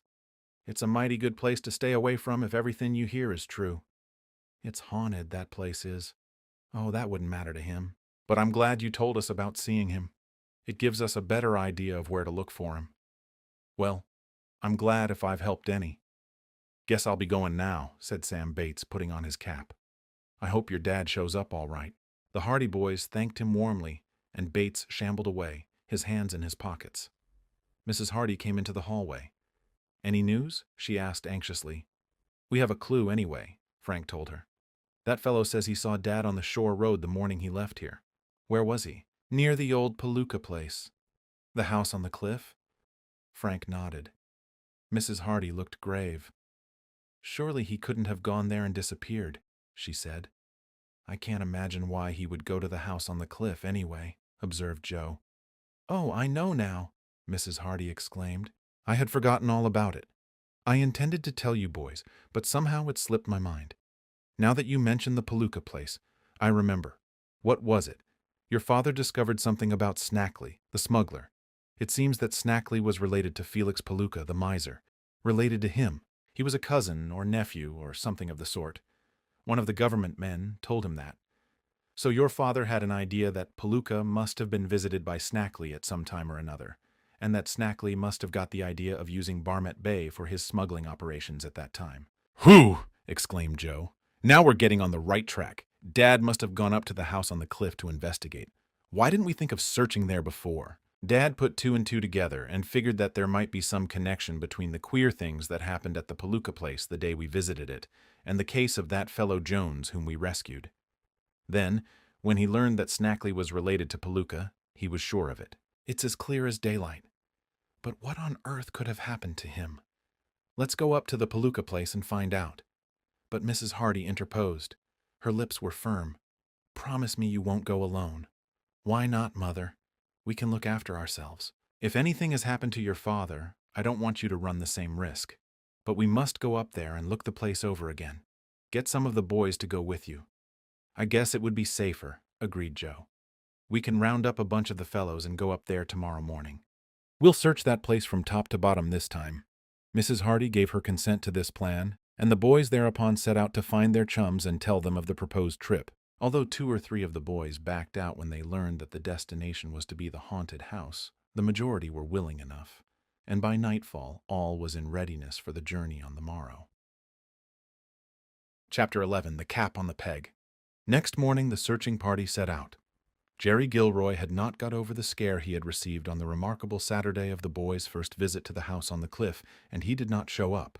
But Chet Morton and Biff Hooper appeared, with Phil Cohen and Tony Preto, 2 more of the Hardy boys' chums at the Bayport High School.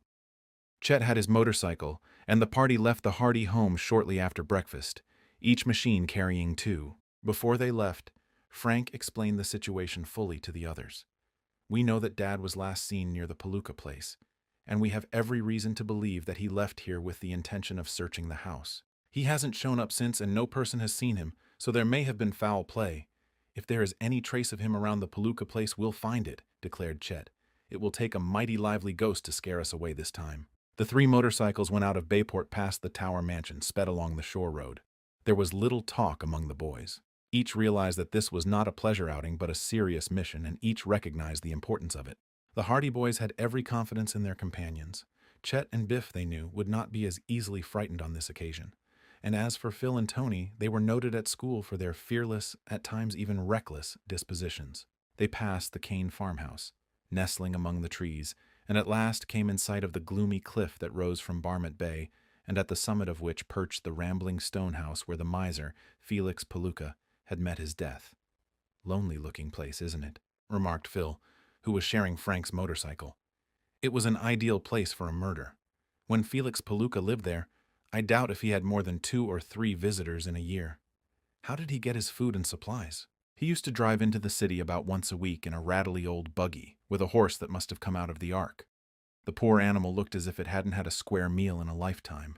Palooka must have been a little bit crazy. How he lived alone up there all the time, nobody could understand. He worked hard enough, and he made the farm pay. No one could drive a better bargain when it came to selling his hay and grain. Phil looked with interest at the old gray house that could be seen more clearly now that they were approaching it. When they were still some distance from the lane, however, Frank brought his motorcycle to a stop and signaled to the others to do likewise. What's the idea? Chet asked. We'd better sneak up on the place quietly. If we go any farther, they'll hear the motorcycles. That is, if there is anyone at the place. We'll leave them here under the trees and go ahead on foot. The motorcycles were accordingly hidden in a clump of bushes beside the road, and the 6 boys went on toward the lane. We'll separate here, Frank decided. 3 of us will take one side of the lane and the rest will take the other side. Keep to the bushes as much as possible, and when we get near the house, lay low for a while and watch the place. When I whistle, we can come out from under cover and go on up to the house. That's a good plan, approved Tony. Joe and Biff and I will go on the left side of the road. Good. Chet and Phil and I will take the other side. Remember to keep out of sight of the house as much as possible. The boys entered the lane, then separated according to the agreement they had made. One group plunged into the weeds and undergrowth at the edge of the lane on one side, while the others pushed into the bushes at the opposite side. In a few minutes, each group was lost to view, and only an occasional snapping and crackling of branches indicated their presence in the heavy undergrowth that flanked the lane. Frank advanced cautiously. The brushwood was much deeper than he had anticipated, and they made slow progress, for he was desirous of creeping up on the house with as little noise as possible. The undergrowth was thick and hampered their movements. They made their way forward, step by step, keeping well in from the lane, and after about 10 minutes, Frank raised his hand as a warning to the others. Through the dense thickets, he had caught a glimpse of the house. They went on cautiously until they reached the edge of the bushes, and there they crouched behind the screen of leaves, peeping out at the gloomy old stone building in the clearing. But at the first glance, an expression of surprise crossed Frank's face. The Palooka house was evidently occupied. The weeds that had overgrown the yard on their last visit had been completely cleared away. The grass had been cut and the tumble-down fence had been repaired. The gate, which had been hanging by one hinge, had been fixed, and the grass along the pathway had been trimmed. A similar change had overtaken the house. There was glass in all the windows and the boards had been removed. The front door had been repaired and the steps had been mended. Smoke was rising from the kitchen chimney. "There must be someone living here," whispered Chet. Frank was puzzled. He had not heard that anyone had taken the Palooka house. On account of the unenviable fame of the place, it was hardly likely that a new tenant could move in without arousing considerable comment in Bayport. But this had evidently happened. For a while, the boys remained at the edge of the bushes watching the place. Then they saw a woman come out to the clothesline at the back of the house. She carried a basket of clothes, and these she began hanging up on the line. Shortly afterward, a man came out, strode across the yard to the woodshed, and began chopping wood. The boys looked at one another in consternation. They had expected to find the same sinister and deserted place they had visited previously. Instead, they had arrived on a scene of domestic peace and comfort. They could not understand it. "Not much use staying in hiding," whispered Frank. "Let's get together and walk right up and question these people." He gave a low whistle, then emerged from the bushes into the lane. His companions followed. In a short time they were joined by Joe and the other boys. All were deeply puzzled by the remarkable change that had come over the Palooka place. "This beats anything I ever heard of," declared Joe. "It looks as if some farmer has taken the place, but it's queer we hadn't heard of it. Everybody in Bayport would be talking about it if they knew someone had nerve enough to take over the Palooka farm." "I'm not satisfied yet," Frank said. "We'll go up and question these people." Accordingly, the 6 boys walked boldly out of the lane and across the yard. The man in the woodshed saw them first and put down his axe, staring at them with an expression of annoyance on his face. The woman at the clothesline heard their footsteps and turned, facing them, her hands upon her hips. She was hard-faced and tight-lipped, with gaunt features. She was not prepossessing, and her untidy garb did not impress the boys favorably. "What do you want?" demanded the man, emerging from the woodshed. He was short and thin with close-cropped hair, and he was in need of a shave. His complexion was swarthy, and he had narrow eyes under coarse black brows. His manner was far from polite as he advanced upon the boys. At the same time, another man came out of the kitchen and stood on the steps. He was stout and red-haired and had a thick mustache. As he stood there in his shirt-sleeves, he glared pugnaciously at the sextet. "Yeah, what's the big idea?" he asked. "We didn't know anyone was living here," explained Frank, edging over to the kitchen door. He wanted to get a look inside the house if possible. "Well, there is," said the red-haired man. "We're living here now, and I can't see that it's any of your business. What are you snooping around here for?" "We aren't snooping," said Frank quietly. "We are looking for a man who has disappeared from Bayport." Grunted the woman. "What makes you think he might be around here?" asked the red-headed man. "He was last seen in this neighborhood. What's his name?" "Hardy." "What does he look like?" "Tall and dark. He was wearing a gray suit and a gray cap." "Ain't been nobody around here since we moved in," said the red-headed man gruffly. "No, we didn't see him," snapped the woman. "You boys had better go and look somewhere else." There was nothing to be gained by arguing with the unsociable trio, so the boys started to leave. But Frank, who had edged close to the open door during the course of the conversation, had glanced into the kitchen and something had caught his eye. It was a gray cap hanging on a peg. Chapter 12. Pointed Questions. Frank thought quickly. He must ascertain the truth. The cap, he was almost sure, was the one his father had worn on the morning he had left home. But he wanted to look at it closely, because he knew he might be mistaken, and that it would not do to make any accusations unless he were sure of his ground. "I'm very thirsty," he said quickly. "Do you mind if I have a drink?" Redhead and the woman looked at one another without enthusiasm. It was plain that they wished to get rid of their visitors as soon as possible, but they could not refuse such an innocent and reasonable request. "Come into the kitchen," said Redhead grudgingly. This was just what Frank wanted. He followed the man into the kitchen of the Palooka place. Redhead pointed to a water tap. A dipper was hanging from a nail nearby. "Go ahead," he grunted. Frank went over to the tap, and as he did so, he passed the cap on the peg. He took a swift look at the cap. He had made no mistake. It was his father's. Then he received a shock that almost stunned him. For a second, he almost stopped in his tracks. But then he recollected himself and moved mechanically on toward the tap. He had seen bloodstains. On the lower edge of the cap were 3 large stains, reddish in color. They could have been made by nothing but blood. In a daze, Frank turned on the water, filled the dipper, and drank. At last, he turned away, conscious that Redhead had been eyeing him carefully all the time. "Thanks," he said, and again cast a glance at the peg. The cap was gone. Redhead had undoubtedly snatched it away and hidden it. Frank gave no sign that he noticed anything amiss, and walked out of the kitchen into the yard, where he rejoined the others. "I guess we may as well be going," he said. "You might as well," snapped the woman. "There's been no strangers around here." "We're sorry we troubled you," said Joe. "Goodbye." Redhead grunted a curt farewell.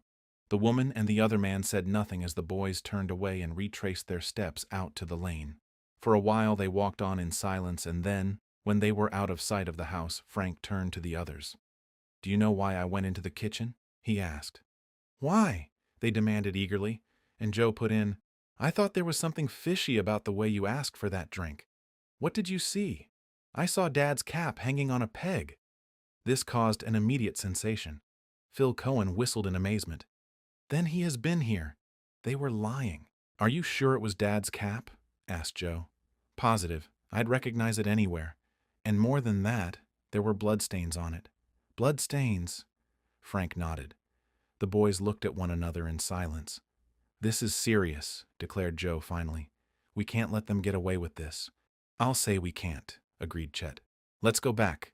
I was going to argue it out right there and then, but I thought I'd better tell the rest of you first so that you'd know what it was all about," Frank explained. "He may have been—" Joe left the sentence unfinished. "He may have been murdered," said Frank firmly, "and we're going to find out about it."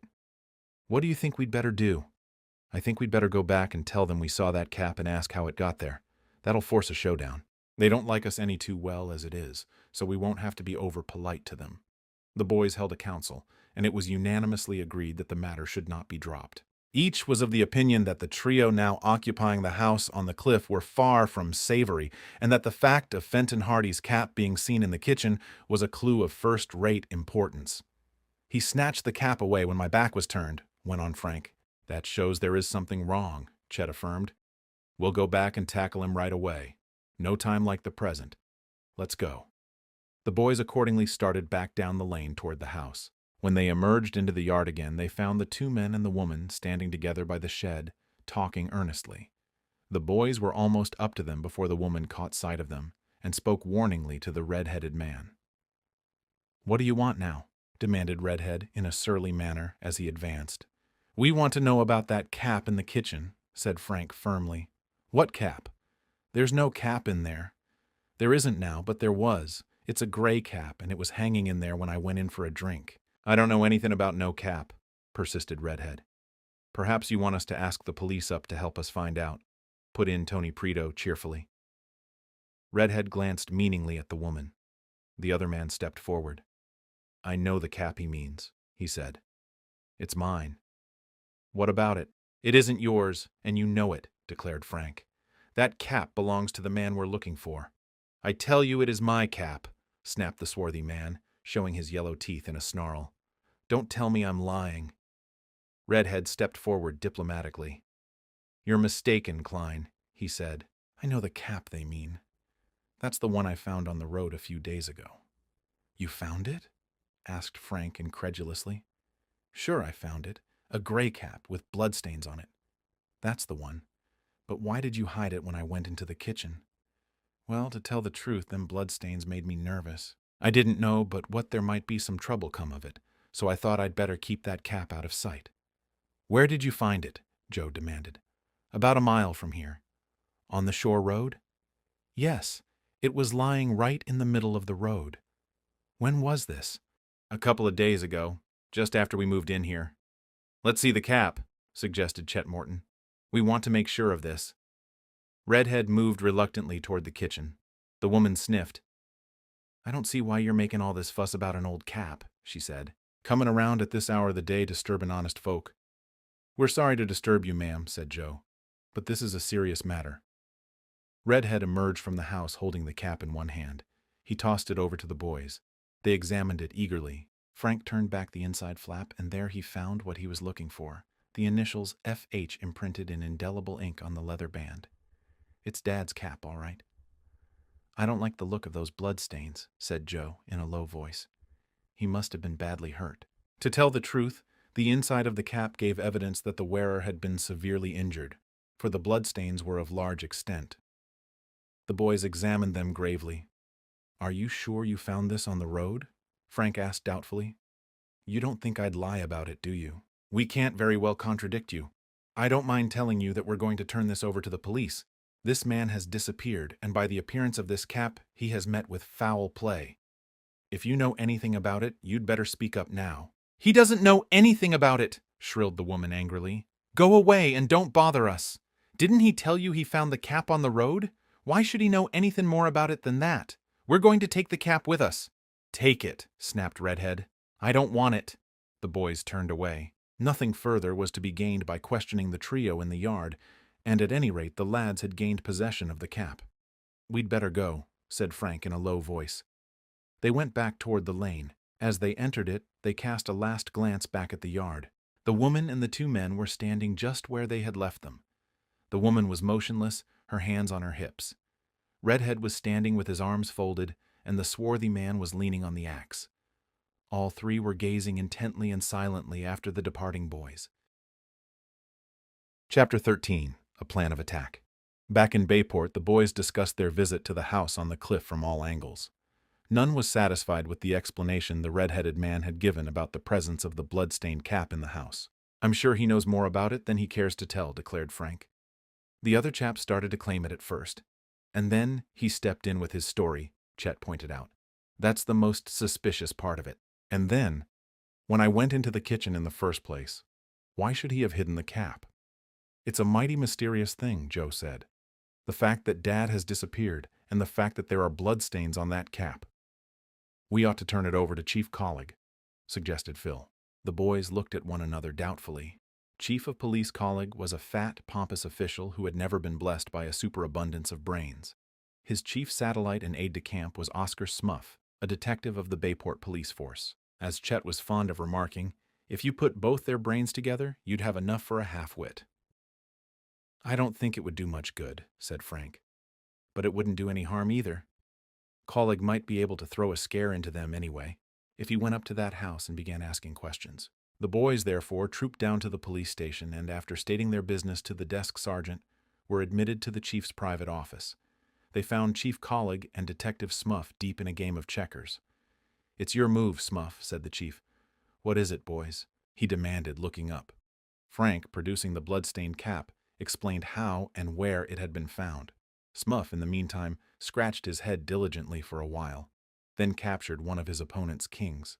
Chief Collig grunted, whether in disappointment at the loss of the king or in acknowledgement of the information about the cap, the boys could not say. So it's Fenton Hardy's cap, eh? Asked the chief. It's his, all right. And what do you think has happened to him? We don't know. That's what we want you to help find out. But by the look of this cap, we're afraid there's been foul play. Just a minute, Smuff, just a minute. The chief contemplated the checkerboard for a few minutes, then made a move. He settled back in his chair. Now try and beat that, he said, and looked up at the boys again. What do you want me to do? He inquired. Help us find him. The chief regarded them benevolently. Maybe he'll show up in a day or so. He's been missing long enough already, protested Joe. We want you to go up to the Palooka place and question those people. They know more about the affair than they care to tell. The Palooka place, exclaimed the chief, pursing his lips. Well, you see, it ain't in the city limits, but Fenton Hardy is a Bayport citizen. What do you think about it, Smuff? Just a minute. It's my move. Smuff meditated over the checkerboard for a while, made his move, then looked up judicially. To tell you the truth, Chief, he said, I think we'd be just as well staying away from that Palooka place. There's been queer stories about it. That's what I think, agreed the Chief. Do you mean to say you won't help us look for him? Exclaimed Frank. Oh, we'll keep our eyes open, the Chief promised. But he'll show up all right. He'll show up. Don't worry. He'll never show up if we wait for the Bayport Police Department to get into action, declared Chet warmly. Is that so? Said Chief Colleague, nettled. Of course, Chief, said Frank smoothly. If you're afraid to go up to the Palooka place just because it's supposed to be haunted, don't bother. We can tell the newspapers that we believe our father has met with foul play and that you won't bother to look into the matter, but don't let us disturb you at all. What's that about the newspapers? Demanded the Chief, getting up from his chair so suddenly that he upset the checkerboard over Smuff's lap. Don't let this get into the papers. The Chief was constantly afraid of publicity, unless it was of the most favorable nature. The taxpayers mightn't like it, suggested Joe. They pay you to enforce the law, and if they know you're afraid to go up to the Palooka place. Now, said the Chief nervously. Who said anything about being afraid of the Palooka place? Can't you take a joke? Of course I'll go up and investigate this. At least I'll send Smuff up. Who, me? Demanded Smuff in alarm. Smuff and me will go up together. I'm doggone sure I won't go up alone, declared Smuff. Well, as long as we're sure you'll investigate, we won't say anything to the newspapers, said Frank, and Chief Colleague breathed a sigh of relief. That's fine, he said. Smuff and me will go up there first thing tomorrow morning, and if we find out anything, we'll let you know. But although Chief Colleague and Detective Smuff duly departed from Bayport the next morning in an exceptionally noisy and decrepit flivver, with Smuff perched nervously at the wheel, they returned before noon with the news that they had been able to discover nothing further regarding Fenton Hardy. They had, they said, called at the house, but the people there had given a reasonable explanation as to the finding of the cap. Real nice people they were, too, added Chief Colleague. The man said he found the cap on the road, and why should he tell a lie about it? So Smuff and me, we came away. Yes, agreed Smuff profoundly. We came away. In a hurry, suggested Joe sarcastically. Colleague and Smuff looked uncomfortable.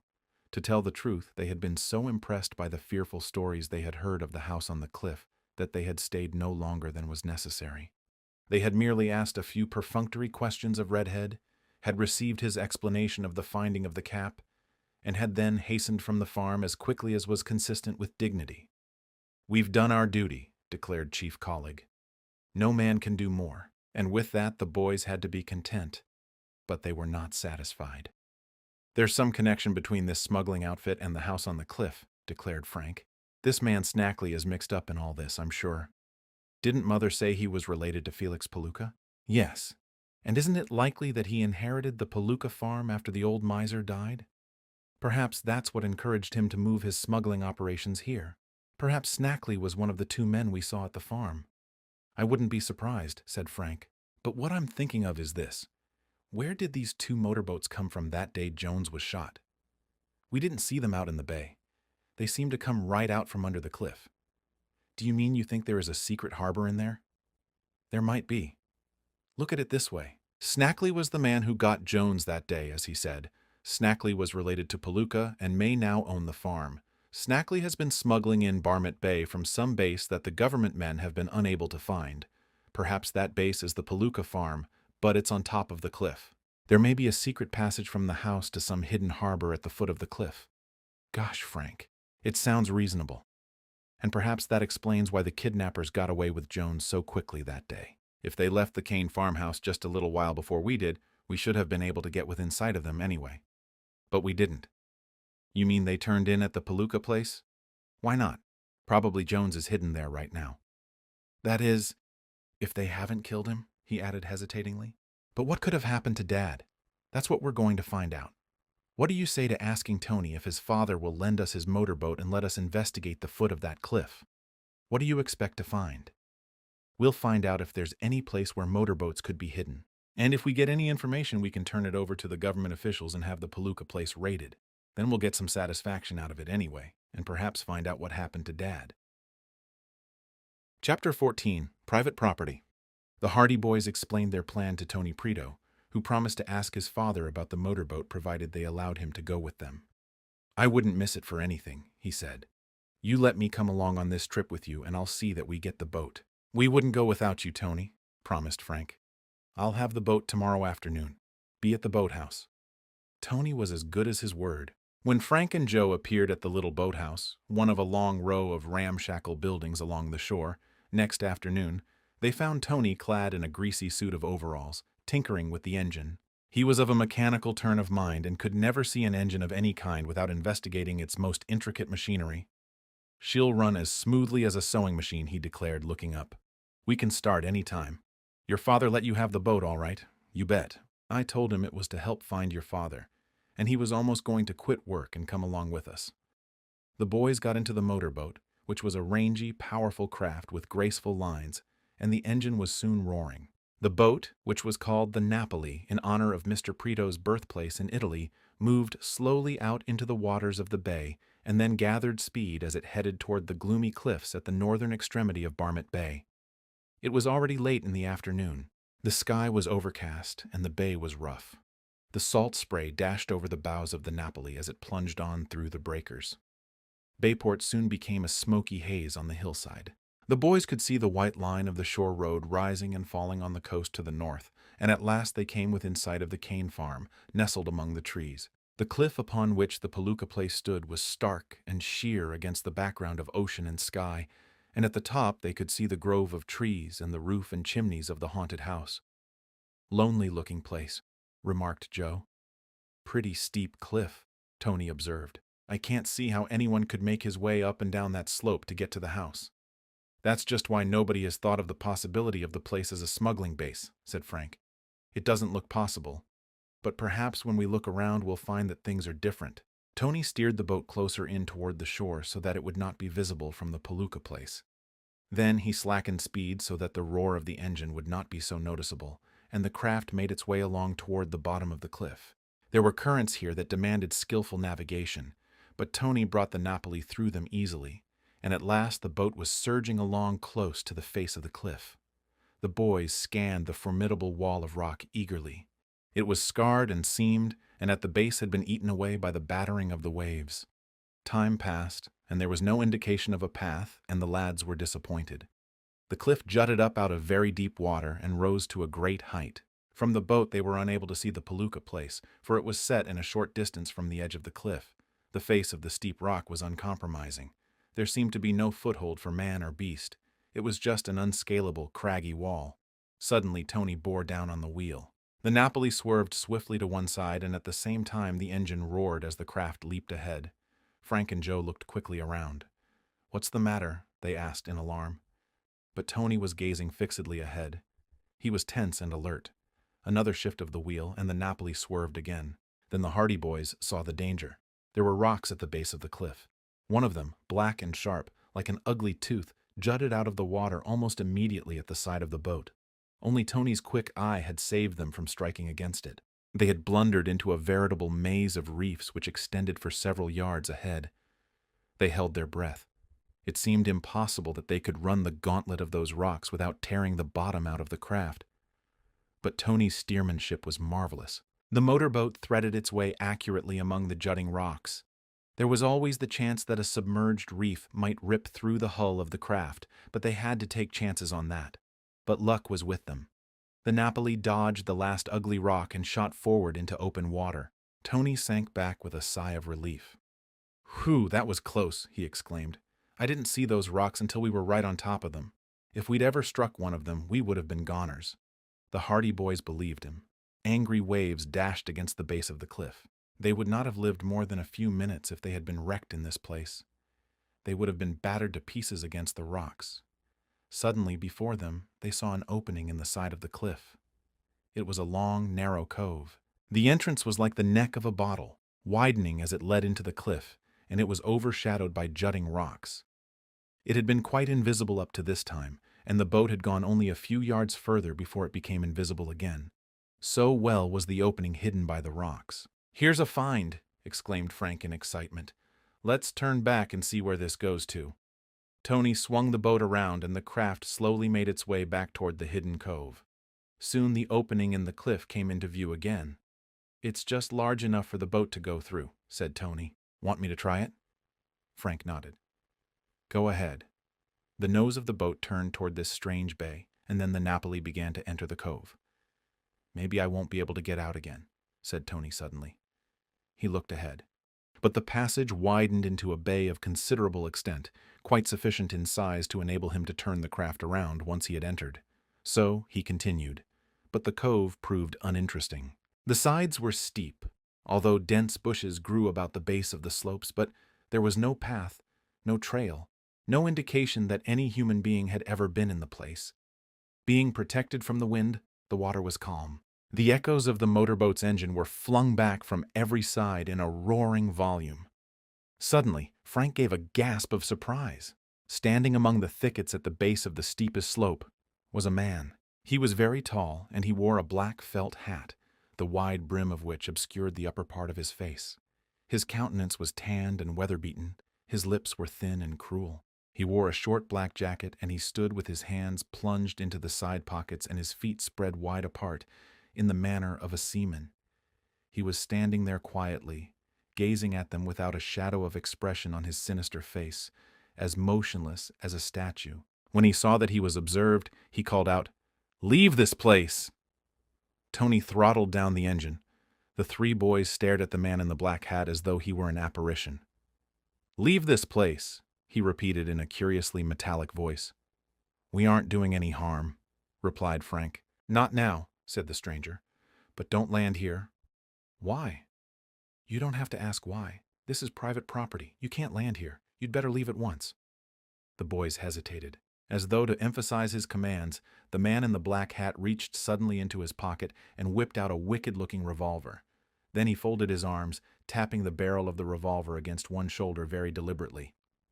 "Turn that boat around and get out of here," he snapped. "Don't come back. Don't ever come back. Don't ever try to land here. This is private property. If you ever do land here, you'll be shot." The boys were unarmed. They realized that nothing would be gained by argument. Tony slowly brought the boat around. "Goodbye," shouted Joe cheerfully. The stranger did not reply. He stood there, gazing fixedly after them, his arms still folded, still tapping the revolver against his shoulder as the motorboat made its way out of the strange bay, out into open water. "Looks as if he didn't want us around," remarked Tony, as soon as the Napoli was out of the cove. "I'll say he didn't," exclaimed Frank. "What a wicked-looking customer he was. I expected to see him start popping at us with that gun of his before we got out." "I don't want to run into him again," Joe declared. "He sure gave us our orders, and he meant 'em too." "I wonder who he is," said Tony. "Do you think, fellows, do you think it could have been Snackley?" shouted Frank. Chapter 15. Smugglers. The thought struck Frank Hardy like a thunderbolt. The appearance of the stranger had been so sinister. He was so evidently a lawless and desperate man who was accustomed to being obeyed, and his presence in this place indicated too clearly that he had some connection with the house on the cliff, that Frank's deduction seemed quite logical. "Snackley!" exclaimed Joe. "It must be him, the head of the smugglers." "I've never seen a picture of Snackley, and I've never heard him described," said Joe. "But that fellow looks just as I had pictured Snackley would look. He's a leader of some kind. You can tell that by his manner," put in Tony Preto. "He's the fellow who chased Jones that day in the motorboat." "And he'll chase us too," declared Tony, "if we don't get away from here pretty quick." "Why should we go now?" demanded Frank. "We've stumbled on something important. That may be the Smugglers' Cove." "But how do they get to the house if you think they have anything to do with the Palooka place?" asked Tony. "Those cliffs in there are mighty steep. There must be some way that we don't know of. What do you say we hang around here for a while and see what we can do?" Tony became infected with the enthusiasm of the Hardy boys, and he readily agreed to keep the motorboat in the vicinity of the cliff, although it was decided that they should not remain too near, but cruise up and down the shore in case the sharp-eyed man should be watching them. "It was a good thing we didn't put up an argument with that fellow," said Frank at last. "I'll say it was," Tony agreed emphatically. "We didn't have much chance to argue with that revolver he had." "I don't mean that. He may think we were just out for a cruise and accidentally wandered into that cove. If he knew we were hunting for Dad, he might have acted very differently." "That's true too," said Joe. "Well, we won't go home just yet." It was late in the afternoon. The sky was overcast and twilight was falling. A cold wind blew in from the sea. The motorboat went some distance down the shore, and then they turned and, keeping well out in the bay, went on up past the cliff once again. They kept a sharp eye on the location of the cove, and in spite of the fact that they knew just where it was, they were scarcely able to distinguish the narrow opening in the rocks. "No wonder the place hasn't been heard of more often," Frank said. "It looks like an unbroken wall of rock from this far out." "You've got to be careful around here, Tony," cried Joe. "First thing you know, we'll hit the rocks and be smashed." "That's right," added Frank. "It's pretty dangerous so close to the cliff." "You leave it to me," came from their schoolmate. "I know how to handle this boat." It was true, Tony did know how to handle the motorboat, yet several times they came perilously close to the rocks over which the waves were dashing. In fact, once there came a slight bump, followed by a grating sound, which made the hearts of all the boys leap into their mouths. "Narrow squeak, that," admitted Tony. "I guess I'd better keep out a little farther after all." "I certainly should," answered Frank. Although they cruised around for more than an hour, they saw not the slightest sign of life either about the base of the cliff or on the Palooka place, which, keeping well out from shore as they did, they could plainly distinguish. As the gloom deepened, they felt that it was almost useless to continue, but Frank decided that they should wait a while longer. These fellows aren't likely to move around much in daylight. Night is the time for their operations, he pointed out. We'll hang around for a while longer. Twilight deepened into darkness, and the lights of Bayport could be seen as a yellow haze through the mist at the distant extremity of the bay. The cliff was but a dark smudge in the night, and the waves broke against the rocks with a lonely sound. Suddenly, through the darkness, they heard a muffled sound. Their own boat was running along quietly, and they listened. "Another boat," remarked Tony in a whisper. It was, indeed, another motorboat, and it was near the base of the cliff. At last they could distinguish a faint light, and toward this light they began to move slowly. They were tense with excitement.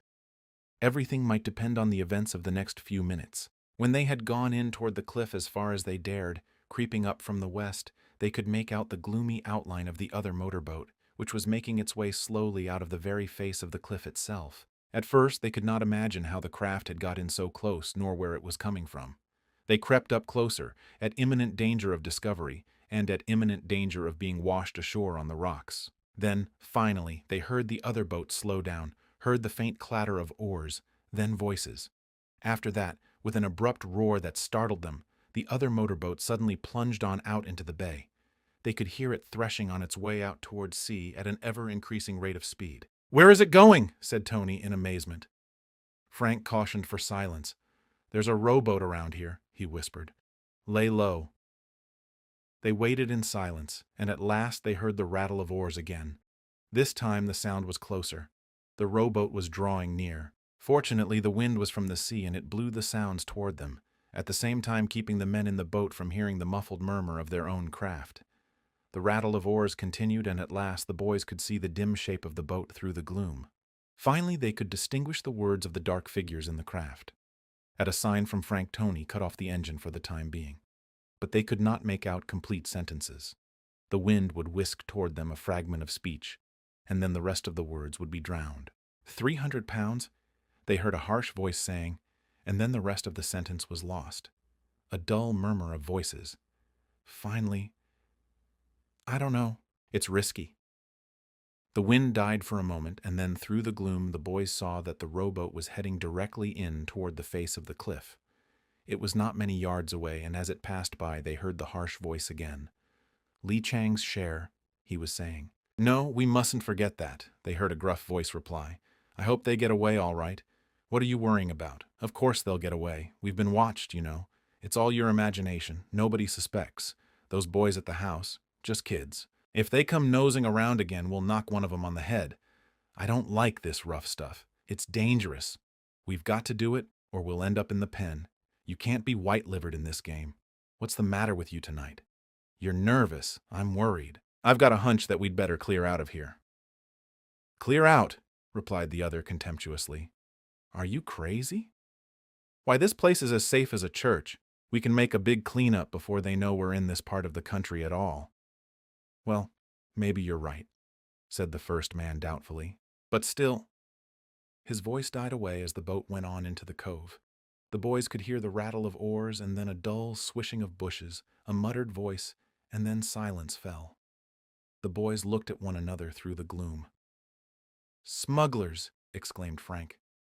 "Sounds mighty like it," replied Tony. "What do you think we should do?" "Follow them." "Sure," Joe agreed. "Follow them right into the cove." But Tony demurred, though as he spoke he started up the engine again. "Count me out," he said. "I don't like that talk about being knocked on the head. I may be foolish, but I'm not that foolish. There are 3 of us, and we don't know how many more of them. And they're grown men. I don't want to be trapped in that cove. Besides, the motorboat makes too much noise. They'd hear us coming and then we'd be done for." This phase of the matter had not occurred to the Hardy boys, but they saw that it was reasonable. In the darkness, it would be risky entering the narrow passage to the cove, and then, as Tony said, it was probable that their approach would be heard. "I hate to let them get away when we've got such a clue as this," said Frank. "There's no doubt they are smugglers. The men in that motorboat probably are going out to a ship for a cargo of smuggled goods, or else they have delivered a cargo and are on their way back." "But where on earth did the motorboat come from?" exclaimed Joe. "There wasn't any boat in the cove when we were in there." "Probably well hidden," said Frank. "There were a lot of bushes growing close down to the water's edge, I noticed. They'd have some sort of a hiding place fixed up. But where did all those men come from? That's what we're going to find out. There must be some connection between this cove and the house on the cliff. I'm going ashore." "Somebody's got to stay with the motorboat," said Tony. "I'm not afraid to go in there, and if it comes to a dare, I will go, although I don't want to be killed. But we can't leave the boat here, that's certain." "I'll tell you what to do," said Frank. "Let Joe and me go ashore. Then we'll try to follow those men in the boat and see where they go. If we let them slip out of our hands now, we may lose them altogether. And shall I wait?" "No. You go back to Bayport and get help.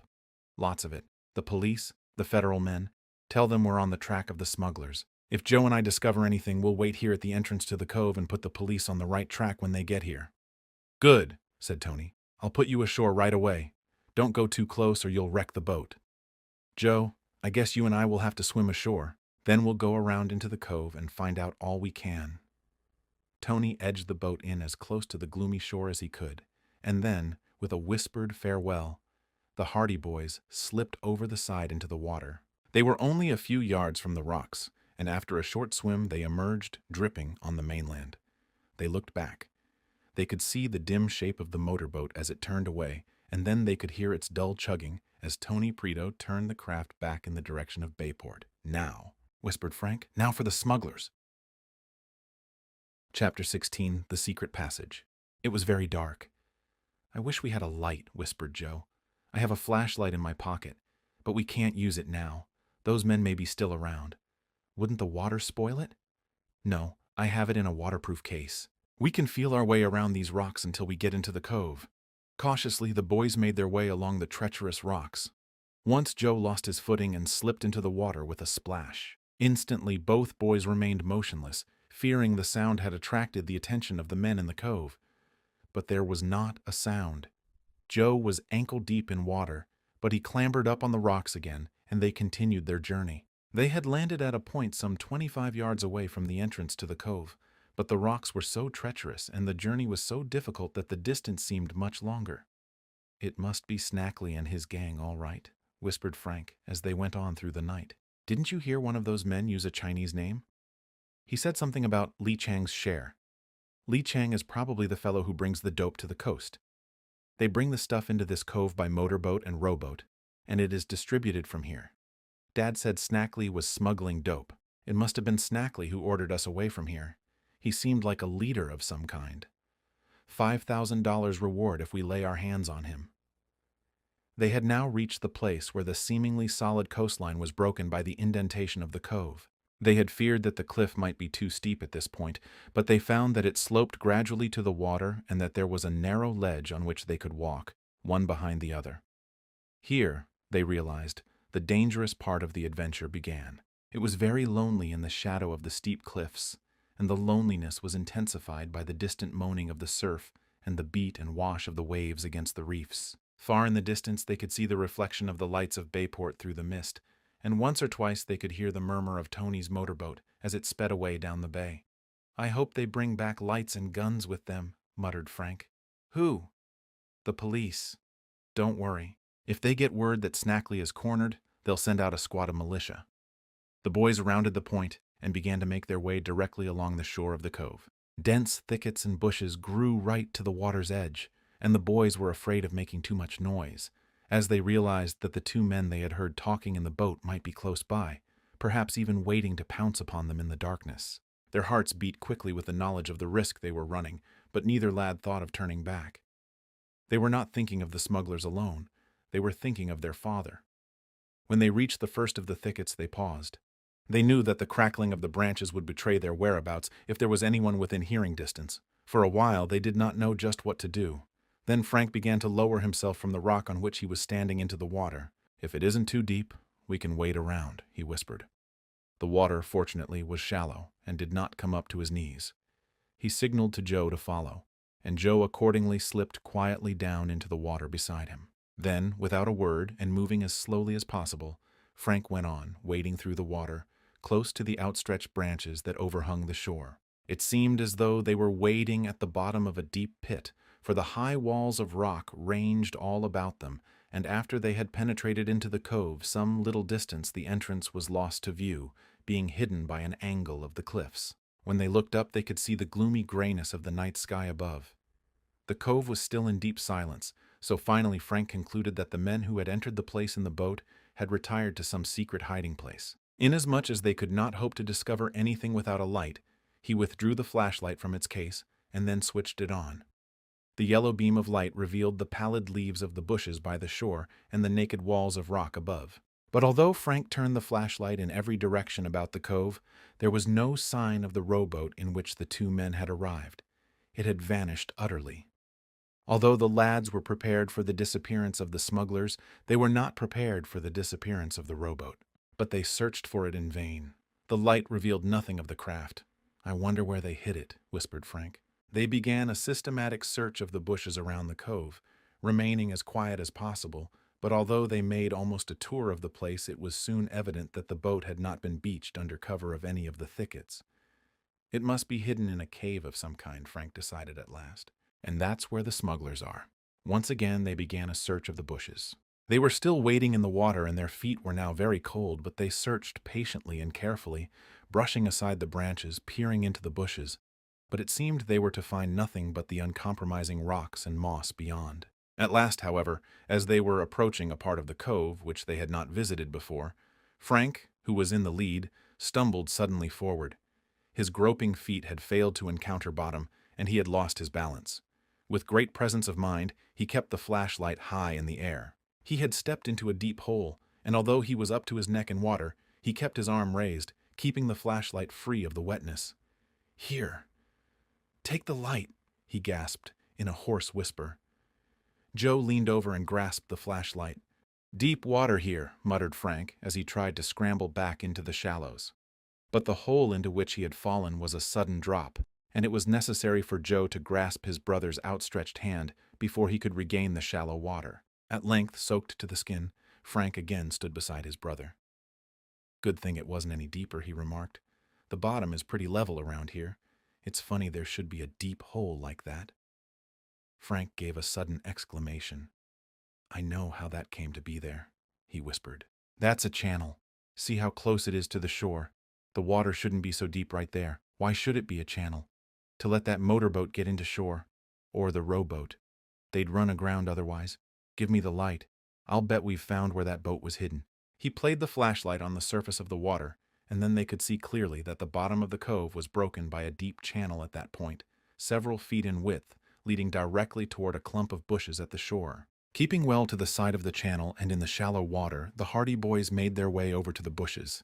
Then, when the beam of the flashlight was cast on the dense covert of branches, the mystery was clear. Beyond the bushes was a dark opening in the rock. "A cave!" exclaimed Frank, in a suppressed tone. It was so cleverly concealed that it could not have been seen in the clear light of the day except at close quarters. The glare of the flashlight, however, cast the dark opening into prominence behind the screen of leaves. This, then, was the explanation of the boat's disappearance. There was a channel in the cove enabling the smugglers to row the boat directly into this cave in the rock. This also probably explained the presence of the motorboat. "They went in here," said Joe. "We'll explore it." Having gone so far, there was no going back. The boys were fully determined to keep on the track of the smugglers. They did not know what lay behind the darkness of that silent and mysterious opening in the rock. But they meant to find out, no matter what the risks. Cautiously, they advanced into the bushes, which gave way protestingly before them. The branches whipped their faces. The water was still shallow, for there was a narrow ledge along the side of the channel, and moreover, it was now low tide. At last, the bushes closed behind them. The Hardy Boys were standing in the entrance to a secret passage, pressed close against the rocky wall of the cave. Chapter 17. The Chamber in the Cliff. Frank switched on the flashlight. The beam illuminated the depths of the dark passage. Far ahead of the brothers, they glimpsed a gray shape just above the surface of the glistening water. For a moment they were startled. Then they recognized that the gray shape was nothing more than the rowboat that had passed by them in the darkness outside the cove. It had been drawn up close to a natural wharf hewn out of the solid rock. It swayed to and fro with the motion of the water. The boys made their way forward along the ledge, which was wide enough for one person to walk on, until at last the ledge widened out and proved to be a path leading to the wharf. There was not a sound in the passage but the drip-drip of water from the gloomy walls. The Hardy Boys stole quietly forward along the wharf, past the boat, and then looked about them. Frank played the beam of the flashlight all about the place, until at last the glare revealed a dark opening immediately ahead. It was a crude arch in the rock, and beyond it he could see a steep flight of wooden steps. His heart was pounding with excitement. There was no doubt now that they had discovered the smuggler's secret. "We've found it," he whispered to Joe. "We've found the passage. This must be directly underneath the house on the cliff. We'll have to go quietly." The light cast strange shadows through the gloomy passage in the rocks. Water dripped from the walls. Water dripped from their clothing. They tiptoed quietly forward beneath the archway until they reached the flight of steps. Then quietly, almost stealthily, they began to ascend. The place was in a death-like silence. It was as if they were in a tomb. So quiet was the strange stairway in the cliff that the boys could hardly believe that men had been there but a short while before. Step by step they ascended the stairs, and at last Frank's flashlight showed that they were approaching a door. It was set directly in a frame in the wall of rock at which the stairs ended. The passageway curved above them in a rocky ceiling. They stood on the steps outside the door. Should they enter? They did not know what lay beyond. They might be entering the very haunt of the smugglers. In fact, this was most probable, and in that event they would not have a chance of escape. For a while they remained there, not knowing whether to retreat or go on. Then Frank stepped forward. He pressed his ear against the door and listened intently. There was not a sound. He peered around the sides of the door to see if he could catch a glimpse of light. There was only darkness. At length he decided that there was no one immediately beyond the door, and he made up his mind to go ahead. He whispered his decision to Joe, who nodded. "I'm with you." The door was opened by a latch, and Frank tried it cautiously. At first it was obstinate. Then, with an abrupt clatter that echoed from wall to wall and seemed to the ears of the boys to create a hideous and deafening uproar, the latch snapped and the door swung open. They did not immediately cross the threshold. Perhaps their approach had been heard. Perhaps the smugglers lay in wait for them beyond. So they remained there in silence for several minutes, listening for the slightest sound. However, it became apparent that the dark chamber was empty, so Frank switched on the flashlight. The vivid beam cut the darkness and revealed a gloomy cave in the very center of the cliff, hewn out of the rock. It had been a natural cave, just as the tunnel in the cliff had been a natural passageway, but the roof had been bolstered up by great beams and the sides had been chipped away while the floor had been leveled. It was a secret chamber in the heart of the rock. The light revealed the fact that this chamber was used as a storeroom, for there were huge boxes, bales, and packages distributed about the floor and piled against the walls. "Smuggled goods," exclaimed Frank. His suspicions seemed verified by the fact that the majority of the boxes bore labels of foreign countries. Chinese characters were scribbled across them in practically every case. Seeing that the chamber was unoccupied, the boys stepped through the doorway and looked about them. The flashlight illuminated the murky corners of the cave. "This must be where they store all the stuff," Joe said, as he inspected one of the boxes. There must be another opening that leads to the top of the cliff. They probably bring the stuff up to the house and then dispose of it from there. You'd think they would keep it at the Palooka place instead of down here. Probably they are afraid the house might be raided at some time or another. That's why they keep the goods hidden in this place. It would be mighty hard for anyone to find it here. But how do they get the stuff out of here? There's no doorway that I can see. The light of the flashlight played upon the walls. No doorway, no opening of any kind was revealed. That's strange, said Frank. There must be some way out. They began to move about the chamber. Across some of the bales of goods had been thrown rich bolts of silk, while valuable tapestries were also lying carelessly on the floor. In one corner were 3 or 4 boxes piled on top of one another. Frank accidentally knocked the flashlight against one of these, and it gave forth a hollow sound. "It's empty," he said. An idea struck him that perhaps these boxes had been piled up to conceal some passage leading out of the secret chamber. He mentioned his suspicion to Joe. "But how could they pile the boxes up there after they went out?" his brother questioned. "This gang are smart enough for anything. Let's move these boxes away." He seized the topmost box. It was very light, and he removed it from the top of the pile without difficulty. "I thought so," exclaimed Frank with satisfaction. For the light revealed the top of a door which had hitherto been hidden from view. The boys lost no time in moving the rest of the boxes, and the entire door was soon in sight. Then the boys discovered how it was possible for the boxes to be piled up in such a position, in spite of the fact that the smugglers had left the chamber and closed the door behind them. Attached to the bottom of the door was a small wooden platform that projected out some distance over the floor of the cave, and on this platform the boxes had been piled. "They are kept there all the time as a blind," he said. "Whenever anyone leaves the cave and closes the door, the boxes swing in with the platform, and it looks as though they were piled up on the floor." The ingenuity of the contrivance won their reluctant admiration. "What shall we do?" asked Joe, looking through the doorway into the darkness beyond. "Go ahead? We've come this far, and there's no sense in turning back. Let's go." Frank stepped on into the passage beyond. He had hardly switched on the flashlight, revealing a crude flight of stairs that led from the rocky landing, before he stiffened and laid a warning hand on his brother's arm. "Voices," he whispered. They listened. They heard a man's voice in the distance. They could not distinguish what he was saying, for he was still too far away, but gradually the tones grew louder. Then, to their alarm, they heard footsteps. Hastily, they retreated into the secret chamber. "Quick! The door!" snapped Frank. They closed the door quietly. "Now the boxes.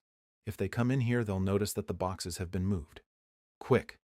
Swiftly, the Hardy Boys began to pile the empty boxes back on the platform that projected from the bottom of the door. They worked as quietly as possible, and as they worked, they heard the footsteps on the stairs drawing closer and closer. Finally, the topmost box was in place. Out the other door. They sped across the floor of the chamber toward the door that led to the stairs they had just recently ascended. But hardly had they reached it before they heard a rattle at the latch of the door on the opposite side of the cave. "We haven't time," whispered Frank. "Hide." The beam of the flashlight revealed a number of boxes close by the door. Over these boxes had been thrown a heavy bolt of silk, the folds of which hung down to the floor. They scrambled swiftly in behind the boxes, pressing themselves close against the wall. They did not have more than time to hide themselves and switch out the light before they heard the other door open. "There's a package of dope in that shipment that came in last night," they heard a husky voice saying. "We'll bring it upstairs, for Burke says he can get rid of it for us right away. No use leaving it down here." "Right," they heard someone else reply. "Anything else to go up?" "No. We won't start moving the rest of this until the end of the week. It's too dangerous. Let Burke take out the shipment he has, along with this dope, and then we'll lay low for a few days. I'm getting a bit nervous. What does the big boss think about it? That's his idea, too. Here, wait till I switch on that light." There was a click, and suddenly the chamber was flooded with light. The cave had been wired for electricity. The Hardy Boys crouched in their hiding place. Their hearts were pounding madly. Would they be discovered? Footsteps slowly approached the boxes behind which they were concealed. Chapter 18. A Startling Discovery. The Hardy Boys were tense with a realization of their peril. The strong electric light that hung from the center of the ceiling cast such a vivid illumination that they were sure they would be seen, particularly when they found that the boxes behind which they were hidden were spaced some distance apart. But for the folds of silk that hung down over the opening, they would certainly have been seen. "Here's some of that special silk," they heard the first man say. "Perhaps I'd better bring it up, too." Burke was saying he could handle some more silk. "We're done for," thought Frank. "If he ever comes close enough to pick up that silk, he'll see us, sure." But the other man objected. "What's the use? You won't get any more thanks for carrying all that stuff upstairs, even if Burke does take it. And if he doesn't, you'll just have to cart it all the way down again. My motto in this gang is to do just what Snackley tells me and no more." "I guess you're right. We'll just bring up the dope." To the relief of the boys, the man turned away and went back to the other side of the chamber. They could hear a rustling sound. Then came the words, "Well, we've got it. Let's go back up." The switch snapped and the cavern was steeped in darkness immediately. It was a darkness immeasurably welcome to the lads crouched behind the boxes. They began to breathe more easily. They heard the door close, and then they could hear the footsteps of the two men as they ascended the stairs in the passageway. When the footsteps could be heard no more, Frank switched on the flashlight with a sigh of relief. That was a close call.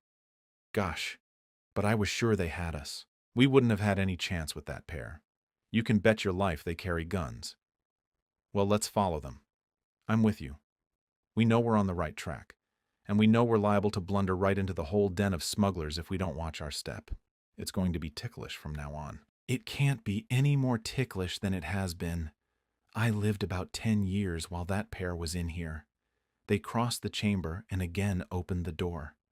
Cautiously, they stepped out on the landing, closed the door behind them, and again confronted the flight of steps. "I'll go first," said Frank. "Stick close behind me." He decided to turn out the flashlight because it was barely possible that the smugglers might have a guard at the top of the stairs, in which event their approach would be discovered. So, in the inky blackness, they ascended, step after step. They reached the top of the first flight of stairs, and then they found themselves upon a crude landing of planks which ran along the side of the rock wall for some distance until it ended in another flight of steps. Here the boys stopped again to listen. All was as silent as the tomb, save for the distant pounding of the sea upon the cliff. "I don't hear a sound," whispered Joe. "Come on," came from his brother. The passage through the rock was of considerable depth, and they went on up countless steps until their limbs were weary. They had never realized that the cliff was so high until now, but at length they reached the final landing, and there they were confronted by another door. This door, they assumed, either led out into the open or into some cave just below the surface of the ground. Perhaps, thought Frank, it even led into the cellar of the Palooka house. The boys pressed close to the door, taking care to make no noise, and listened. They heard not a sound. Still, with the caution arising from their previous narrow escape, they decided to wait a little while longer. As later events proved, it was well that they did. For a while they could hear nothing from beyond the door, and there was no indication that anyone was there. But, after listening intently for as long as 5 minutes, they heard a queer shuffling sound and then a sigh. That was all. "Someone there," breathed Frank, in a low whisper. Joe nodded in the darkness. They did not know what to do. It seemed apparent that there was someone beyond the door, possibly a sentry. If there was only one man, it might be possible to attack him and disarm him, although it was scarcely possible that they could do this without noise and without attracting the attention of the smugglers. The problem was solved for them. A door thudded in the distance. Then there was a muffled murmur of voices, growing in volume, and a trampling of feet. "I tell you, this nonsense has gone far enough. He'll sign, and he'll sign right now, or I'll know the reason why." The boys started, for the voice was none other than the voice of the man who had ordered them out of the cove that afternoon. "That's the stuff, Chief," returned someone. "Make him sign and promise to keep his mouth shut. If he doesn't, he'll never live to tell about it. That's one thing sure," snapped the first man coldly. There was the sound of a switch being snapped, and then the boys could see a yellow beam of light beneath the door at their feet. From the sounds, they judged that 3 or 4 men had entered the room beyond. "Well, he's still here," said the man who had been addressed as Chief. He strode across the room, and the boys could hear a chair scrape on the board floor. "You'll find that this is an easier place to get into than it is to get out of." A weary voice answered him. The tones were low. The boys could not make out the words. "You're a prisoner here, and you'll be a prisoner here until you die unless you sign that paper." Again the weary voice spoke, but, as before, the tones were so low that the words were indistinguishable. "You won't sign, eh? We'll see about that. Wait till he goes hungry for a few days, and then he'll think differently," put in one of the other men. There was a hoarse laugh from his companions. "Yes, you'll be hungry enough before we're through with you." "I can promise you that," said the harsh voice. "Are you going to sign?" "No," they heard the prisoner in the other room answer. Who was this man who was evidently held captive by the smugglers in the underground room? The same thought was in the mind of each boy as he listened to the conversation. "You know too much about us. You found out too much, and we'll never let you get out of here to use your information. You may as well get that straight. You've read that paper. If you don't sign it, you will starve." The prisoner evidently did not reply. "Give him a taste of the hot iron," suggested one of the smugglers. "No, nothing like that. It's too crude. I'm giving him his chance. He can sign this paper now or take the consequences." Still, there was no reply. "Getting obstinate, are you? Won't you even answer me?" The leader of the gang was evidently getting angry. Suddenly, he shouted out, "Sign this paper, Hardy, or you'll starve, as sure as my name is Snackley." Chapter 19, Captured. The worst fears of the Hardy boys were realized. They had been unable to distinguish clearly the voice of the prisoner until then, for it had been muffled by the intervening door, but all along they had suspected that it was their father. Now they knew, and they knew also that he was a captive of Snackley, the head of the gang of smugglers. Joe gave a perceptible start, but Frank laid a warning hand upon his brother's arm. Now, of all times, there was need for caution. They listened. "I won't sign it," replied Fenton Hardy clearly. Snackley replied, "You heard what I said. Sign or starve. I'll starve. You'll think differently in a day or so. You're pretty hungry now, Hardy, but you'll be a lot hungrier later on, and thirsty too. You'll be ready to sell your soul for a drop of water or a bite to eat. I won't sign. After all, we're not asking very much. You've discovered a number of things that we want you to forget about. It won't hurt you to go back to Bayport and say that you couldn't find out anything about us. Nobody knows where you have been. I found out all I wanted to know about you, Snackley. I've got enough evidence to send you to the penitentiary for the rest of your life. And I have more than that." "What do you mean, more than that?" "I know enough to have you sent to the electric chair." There was a sudden commotion in the room, and 2 or 3 of the smugglers began talking at once. "You're crazy!" shouted Snackley, but there was a current of uneasiness in his voice. "You're crazy. You don't know anything about me. I know enough to have you sent up for murder. All the more reason why you're not going to get out of here without signing this paper. You can count yourself lucky you have even this chance of getting out alive. By all rights, we should knock you on the head and heave you over the cliff into the sea. I won't sign. Don't be foolish. All we ask you to do is to agree that you won't make use of the information you have. I admit that you've stumbled on some of our secrets, and we can't afford to turn you loose and have the federal agents about our ears in no time. You must trust me very much." "What is to prevent me from signing that paper and then going back on my word?" asked Fenton Hardy curiously. "We know you too well, Hardy. We know that if you signed that promise, you would keep it." "Exactly. And that is why I won't sign it. I wouldn't be doing my duty if I agreed to any scheme that would protect you. How about your family? Are you doing your duty to them by being so obstinate?" There was silence for a while. Then Fenton Hardy answered slowly, "They would rather know that I died doing my duty than have me come back to them as a protector of smugglers and criminals." "You have a very high sense of duty," sneered Snackley. "But perhaps you'll think better of it after a while. Are you thirsty?" There was no reply.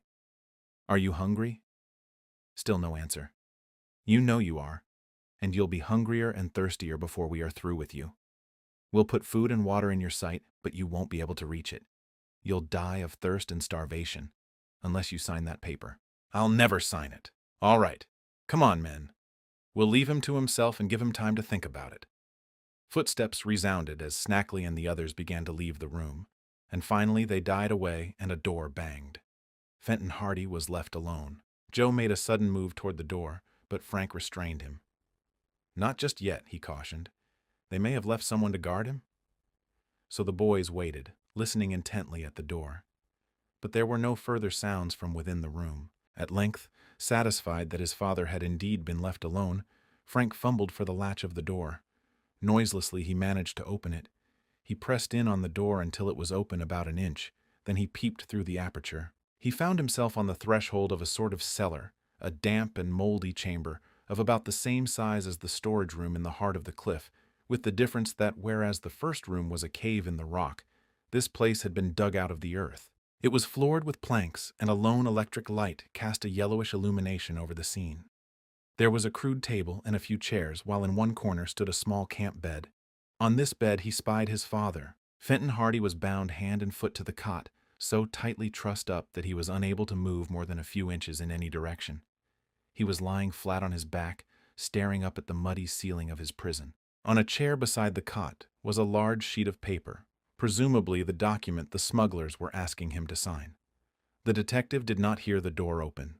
As Frank looked at him, he was conscious of a change in the appearance of his father, a change that shocked him extremely. For Fenton Hardy was thin and pale, his cheeks were sunken, and he looked like a man who was famished for want of food.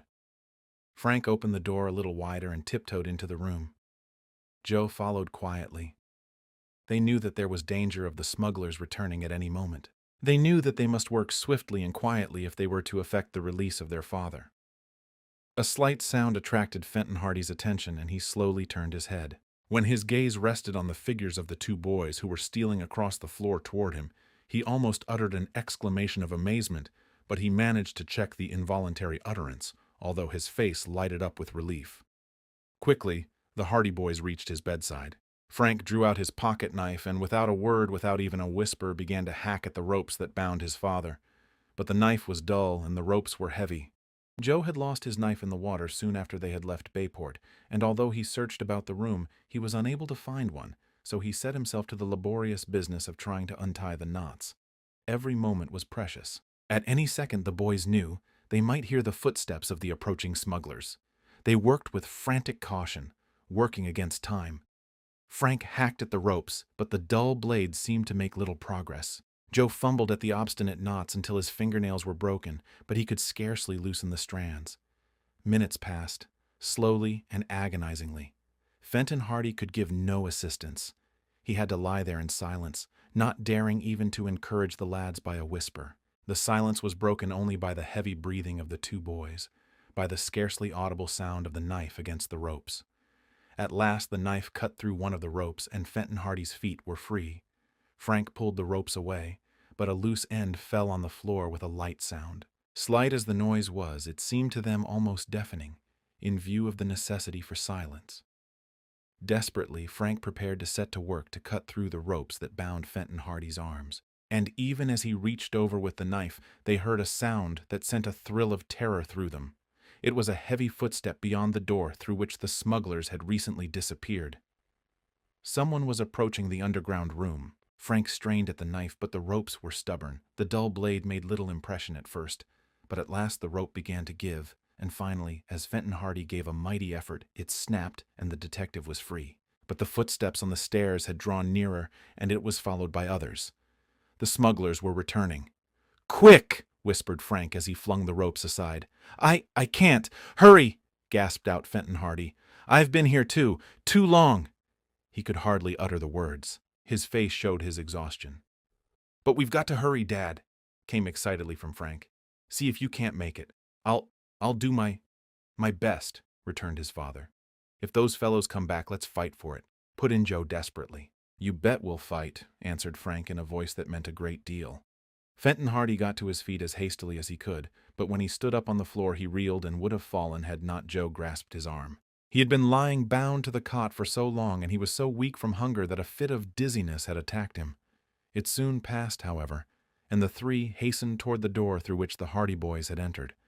But the smugglers were very close now. The Hardys could hear the coarse voices just outside the other door. There was no chance of escape. Just as the Hardy boys and their father crossed the threshold, the door on the opposite side of the room was flung open. Frank had a confused glimpse of the dark man, Snackley, whom they had seen in the cove that afternoon, with half a dozen rough men crowding behind him. Then he saw Snackley whip a revolver from his pocket. The chief of the smugglers was filled with astonishment, but he did not lose his presence of mind. The weapon was leveled at Frank before he had time to close the door. Snackley did not speak. He pressed the trigger and the revolver roared, the echoes crowding on one another in that narrow space. The bullet chipped into the wood of the door. Frank ducked. Joe, who was in the lead, flung himself to one side. Fenton Hardy stumbled out onto the landing at the top of the stairs. "Come back!" roared Snackley, plunging across the room. "Come back or I'll fire again!" As the smuggler drew closer, Frank crouched for a spring and then leaped directly at Snackley. He struck out at the man's wrist, and the revolver flew out of the rascal's grasp, skidding across the floor into a corner. Then they grappled, and so sudden had been Frank's attack that the smuggler was taken by surprise and he reeled up against the wall. But his companions rushed to his rescue. Frank was swiftly overpowered and dragged away, while other smugglers, with drawn revolvers, pursued Joe and Fenton Hardy out onto the landing. Being unarmed, they were forced to submit, otherwise they would have been shot without mercy. The struggle was short. The menacing revolvers gave the smugglers the upper hand. Within 5 minutes, Fenton Hardy was bound to the cot again while the Hardy boys were seated, trussed up and unable to move on 2 chairs nearby. They were captives of the smugglers. Chapter 20, Dire Threats.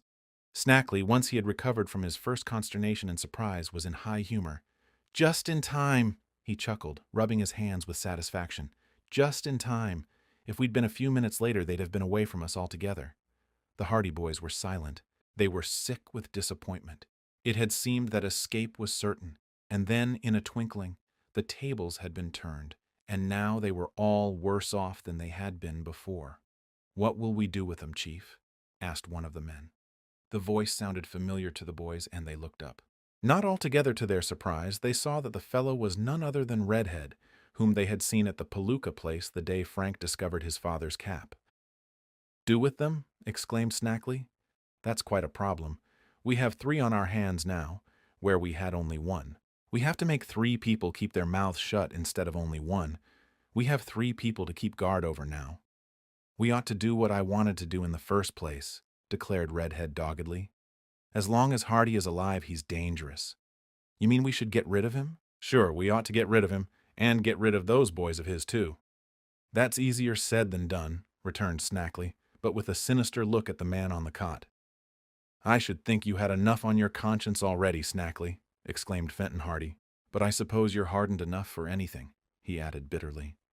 He was thinking more of his sons and their possible fate than of himself. "Don't you bother about my conscience," sneered Snackley, but a shadow crossed his face. "What do you know about me, anyhow?" he demanded roughly. "I know all about what happened to Felix Palooka. He had a big treasure hidden in that house on the cliff, and you got it, and then you started to use the place for your smuggling operations." "Oh, shut up," Snackley snapped. "I'm going to fix you, and those kids of yours too. Just wait and see." 4 of the smugglers had been whispering among themselves at the back of the room during this talk between the chief smuggler and the detective, and now one of these men stepped forward. "Got a word to say to you, Chief," he began, addressing Snackley. "What is it now?" The chief smuggler's voice was surly. "It's about what's to be done with these 3 now we have 'em prisoners," returned the man hesitatingly. "Of course, your business is your own, and we're not asking any questions about what happened to Felix Palooka, but we're in this game of smuggling, see? We don't stand for anything that's too red-handed. That's the truth," put in another of the men. "Kind of chicken-hearted," sneered Snackley. "You look out or I'll fire the lot of you." "No, you won't, Chief," replied the first man who had addressed him. "We've helped in this smuggling, and we're going to have our full share of what's coming to us.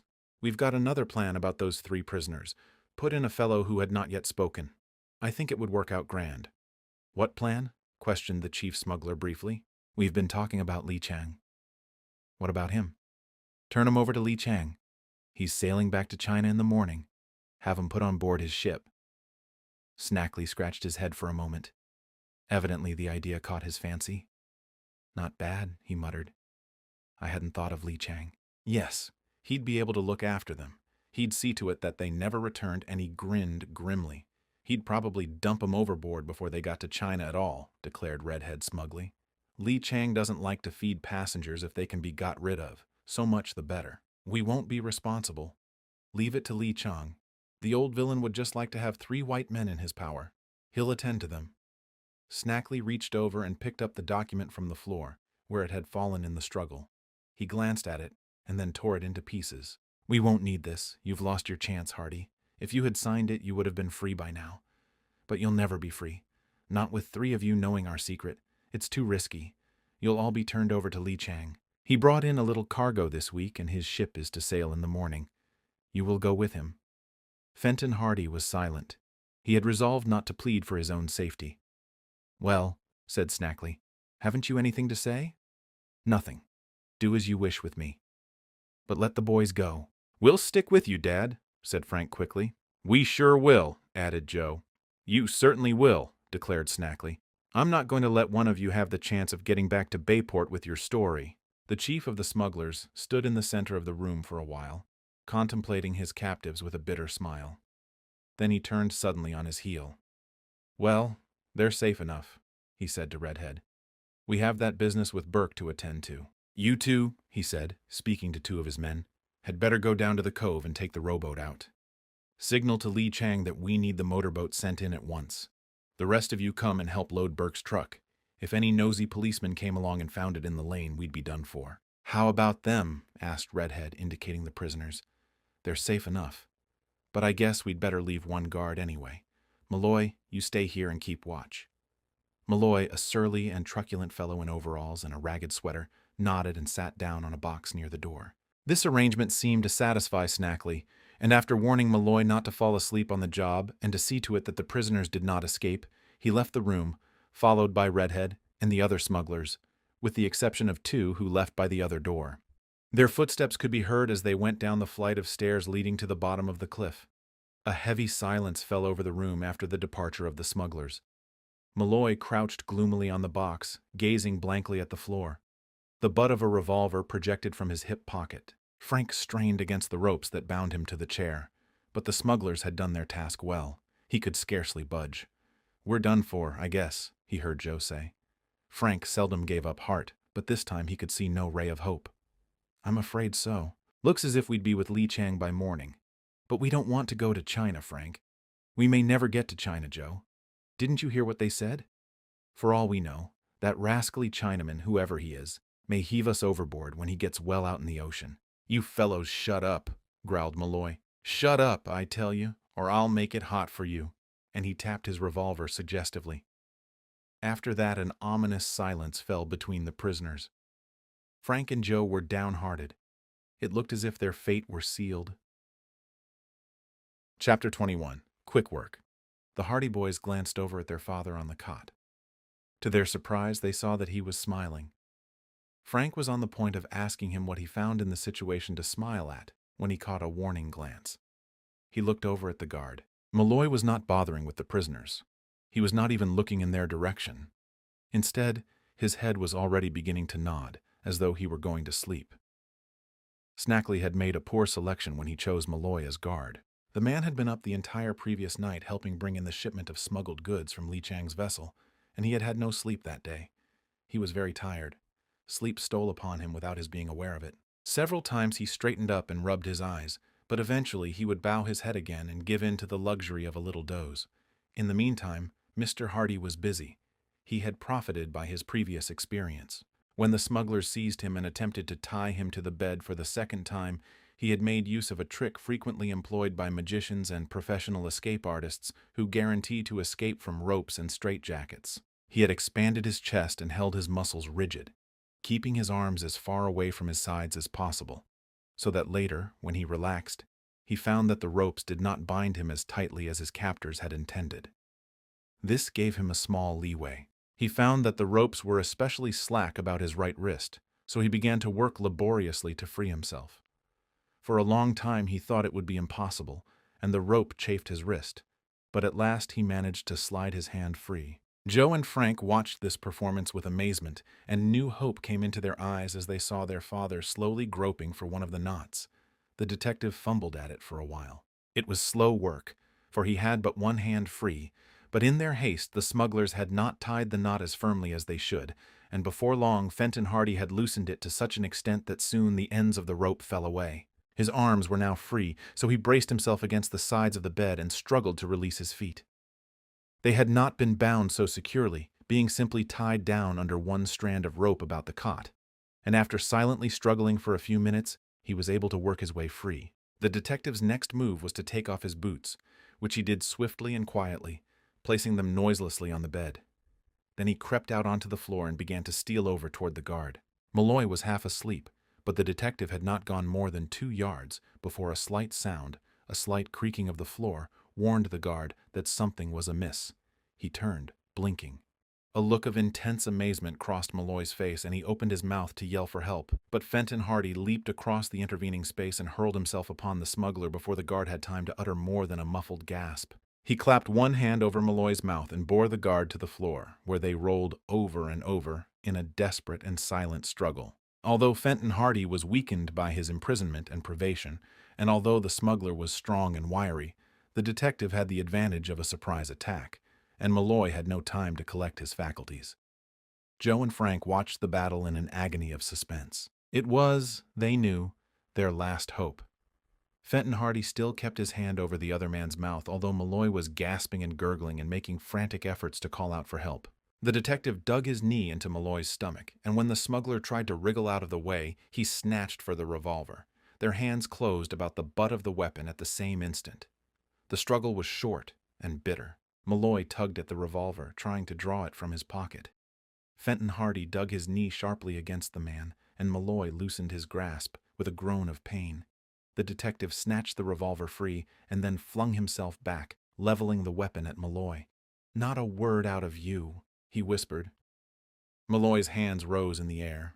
He did not utter a sound. He was sitting helplessly on the floor, his mouth opening and closing as he painfully drew breath.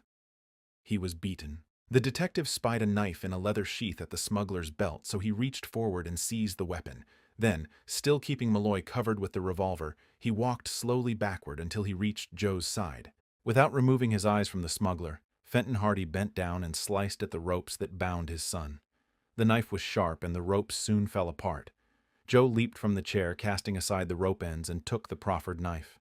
Then, while his father still covered Malloy, he went over to Frank and set him free. Still without saying a word, Fenton Hardy motioned toward the bed and indicated by signs that the smuggler was to lie down on the cot. A gesture of refusal on the part of Malloy was met by a vigorous forward thrust of the revolver, and the smuggler hastily retreated. The ropes on the bed had not been cut, so they were still available for trussing up Malloy, just as Mr. Hardy had been bound. The boys did the job with neatness and dispatch, and they even gagged the smuggler with his own handkerchief and one of the ropes from the chairs. Within 5 minutes, their erstwhile guard was lying helpless on the bed, bound hand and foot, and gagged so firmly that only a muffled and subdued muttering escaped him. "What now?" asked Frank in a low tone. "We can't go out by the cove," replied his father. "There are 2 men down there now signaling to the motorboat. We'd better go upstairs. Where does that lead to?" "Outside. It will bring us into the shed near the house." Fenton Hardy moved over toward the door. "We haven't any time to lose," he said. "I have the revolver. If we meet anyone—" He opened the door cautiously and peeped out. There was no one beyond. There was nothing but a flight of steps leading upward into darkness. The detective went forward, his sons following close at his heels. Step by step they made their way on up in the darkness, for Joe had closed the door behind them and Frank did not dare make use of the flashlight. At last, Fenton Hardy came to a stop. He was fumbling at something immediately above. Then the boys saw a faint opening which grew larger above them and resolved itself into a square of gray light against which the head and shoulders of their father were fully silhouetted. Fenton Hardy had raised the trapdoor that concealed the entrance to the underground caves and passages. Mr. Hardy looked out carefully. There was no sign of the smugglers. He proceeded to the very top of the steps, then moved clear of the stairway. Frank and Joe followed, rising out of the ground like mysterious spirits of the earth, and the 3 stood in the shelter of the shed. It was a dark night, and the trees were moaning in the wind from the sea. Immediately before them rose the gloomy mass of the house on the cliff. There were no lights. In the direction of the lane they could hear dull sounds, no doubt from the truck that the smugglers were loading with goods which were to be disposed of by the man called Burke. "Safe so far," whispered the detective to his sons. They moved out of the shed, after closing the trap door, and stood in the shadows. "We can't go by way of the lane," whispered Frank. "There's a prisoner in the cellar of that house," said Fenton Hardy. "I hate to go without setting him free." "A prisoner? I heard them talking about him. Why can't we go to town for help? Once they find us gone, they'll clear out. But 3 of us can't do much against this gang. They'll just capture us all again." The detective considered this for a moment. At last he sighed. "Yes, the risk is too great," he said, "and I've let you take too many risks already. We'd better go back to town." Having arrived at this decision, they moved slowly across the grass of the yard, heading toward the bushes that flanked the lane. The great bulk of the old stone house loomed heavily and darkly in the night. Then, suddenly they heard a harsh sound that struck terror into their hearts, the clatter of the trapdoor being raised. Chapter 22, Into the Haunted House. A hoarse shout came through the darkness. "Chief! Redhead! They've got away! Watch for 'em!" Someone was scrambling through the opening in the shed, bellowing in a frantic voice, warning the other smugglers of the escape. "Into the house!" snapped Fenton Hardy. He began to run swiftly across the yard toward the big, gloomy house. Frank and Joe followed. The man in the shed saw the moving figures. The darkness was pierced by a flash of crimson, and a revolver barked 3 times. From the lane came sounds of running feet. A man was shouting, "What is it? What's the matter? They've got away. Hardy and them boys, they've escaped. Look, there they are now, running across the yard." The revolver spoke again. But the shots were wild, for the detective and his sons were soon lost to view in the shadows of the house. With the uproar growing in volume behind them, they fled for the shelter of the building. It was their only refuge. If they attempted to escape to the road, they would be almost certain of meeting some of the smugglers. They could not go back down the passageway. If they retreated, they would be driven to the verge of the cliff. Fenton Hardy sped around to the back door and flung it open. The fugitives raced into the kitchen and closed the door behind them. Out of the darkness came a frightened voice. "Who's there?" It was so sudden and unexpected that their pulses leaped. They made no answer. "Who's there, I say? Is it you, Redhead?" Still, they did not reply. Fenton Hardy crept through the darkness in the direction of the voice. "Speak, quick, speak, or I'll fire." The boys heard a sudden scrambling sound. Their father had thrown himself upon the other man. The boys rushed in on the 2 struggling figures. There was a deafening roar and a streak of flame. The man of the house had been armed with a shotgun, and in the struggle it had exploded. Fortunately, the Hardy boys were not standing in the path of the shot, but the noise had attracted the attention of the smugglers outside the house, and in a few seconds the back door was flung open. "They're in here!" someone yelled. "They're in the house!" Fenton Hardy flung to one side the man with whom he had been struggling. "Upstairs!" he called out to the 2 boys and ran on into the next room. A feeble light was burning, a candle standing in its own grease near the bottom of the staircase. Up these stairs they fled, Joe pausing long enough to extinguish the candle. The room was plunged into darkness just as the first of the smugglers rushed through the doorway. Fenton Hardy waited at the top of the stairs until the boys joined him. Somebody in the room below lit a match. The detective fired directly at the spluttering light. There was a muttered exclamation. The match was immediately extinguished by the smuggler, who had been so incautious as to reveal his whereabouts in this manner. A whispered conversation followed. "He's at the top of the stairs," said one of the smugglers. "We can't rush him. He's got a revolver. Only one?" "Yes. The kids aren't armed. Wait till he uses up his ammunition, then we'll get him." There was another whispered colloquy, and then the smugglers apparently withdrew toward the doorway leading into the kitchen. Then, in a moment, a perfect fusillade of shots broke out. But Fenton Hardy and the boys had withdrawn past the turn in the staircase and were well protected. They could hear the uproar of gunfire as the smugglers riddled the staircase with bullets. "That should have finished 'em," they could hear Snackley saying. "If they're on the stairs at all, they're as dead as mutton by now." "Best be careful," muttered one of the men. "Hardy has a gun. Where did he get it?" "From the guard. They tied him up. Lucky they didn't get away altogether. Wait till I talk to Malloy. He was tied fast to the bed when we came back up the stairs. They had taken his gun and gagged him. He said they had just gone, so we made after them and came up through the trap door. They were just getting out of the shed when we saw 'em. What a fine chase we would have had if they had got out into the woods. Well, we have 'em trapped now." Whispers followed. The boys listened. Once they heard someone say, "The back stairs." Frank turned to his father. "They're going to rush us by the back stairs." "I hadn't thought of that," said Mr. Hardy. "I wonder if there is any way of reaching the attic." Frank took the flashlight from his pocket and switched it on. Just a few yards away, he could distinguish a flight of stairs leading up to a trap door in the ceiling. At the same time, he could hear a stealthy noise at the bottom of another flight of steps that led to the kitchen. "Hurry!" he whispered, and the three moved silently down the hall until they reached the steps. Joe went up first, and Frank followed with the light, while Fenton Hardy stood at the bottom of the steps to cover their retreat with the revolver. When Joe reached the trapdoor, he pushed at it. At first, it proved stubborn and would not open. There was an anxious moment while he strove to force it open, but in spite of all his efforts, it would not budge. "What's the matter?" asked Frank from below. "It won't open." Frank went on up the few remaining steps and added his efforts to those of his brother. Together they shoved at the trapdoor, and at last it moved, then opened, falling back with a loud crash. There was a yell from the stairs. "Hurry up, men! They're getting into the attic!"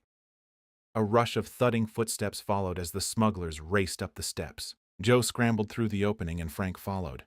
Fenton Hardy was only halfway up the steps, however, when the first smugglers reached the hallway. The detective fired directly at them. The smugglers who were in the lead fell back in a desperate attempt to reach cover, and in so doing they collided with those behind. For a few moments confusion prevailed, and Fenton Hardy took advantage of it to spring up the few remaining steps, scramble through the opening, and fling the trapdoor back into place. The Hardys found themselves in the inky darkness of the attic. Frank switched on the flashlight, and in its glare they saw that they were in a dusty chamber immediately below the roof. Old boxes and rubbish lay about. "Where did they go?" they heard one of the smugglers ask. "Into the attic," replied another. "Now we've got them where we want them." "That's what you said last time. They can't get out of there. We've got them cornered." Snackley's voice broke in. "Hardy!" he shouted. Mr. Hardy did not answer. "Listen, Hardy," went on Snackley. "We'll give you 1 minute to come down out of there." Still no answer. "The floors are thin, Hardy. We can fire right through 'em. You can't get out. We have you cornered. Better come down." Frank flashed the light from side to side. It was evident that the smuggler spoke the truth. They were indeed cornered. An interval of silence followed. Then came, "Your last chance, Hardy." Frank flashed the light upon his father. Mr. Hardy was inspecting the chamber of the revolver. He held out the weapon with a gesture of despair. There were no more shells. A shot sounded from below, and a bullet ripped its way savagely through the flooring, but a foot or so away from where the three sat. Another bullet tore through the wood of the trapdoor. The Hardys sprang back and, making as little noise as possible, pressed themselves against the sloping walls of the attic, keeping as far away from the trapdoor as they could. A few more shots resounded. The bullets were unpleasantly close. Then Snackley spoke again. "What do you think of it now, Hardy? Are you and your boys ready to come down?" They did not answer, for they knew that if they did, their voices would reveal where they were standing and might bring a bullet. When they did not reply, Snackley spoke to his men. "Let 'em have a few more." An angry chorus of revolver shots followed. In the midst of the uproar, some of the smugglers secured a long pole and pushed against the trapdoor with it.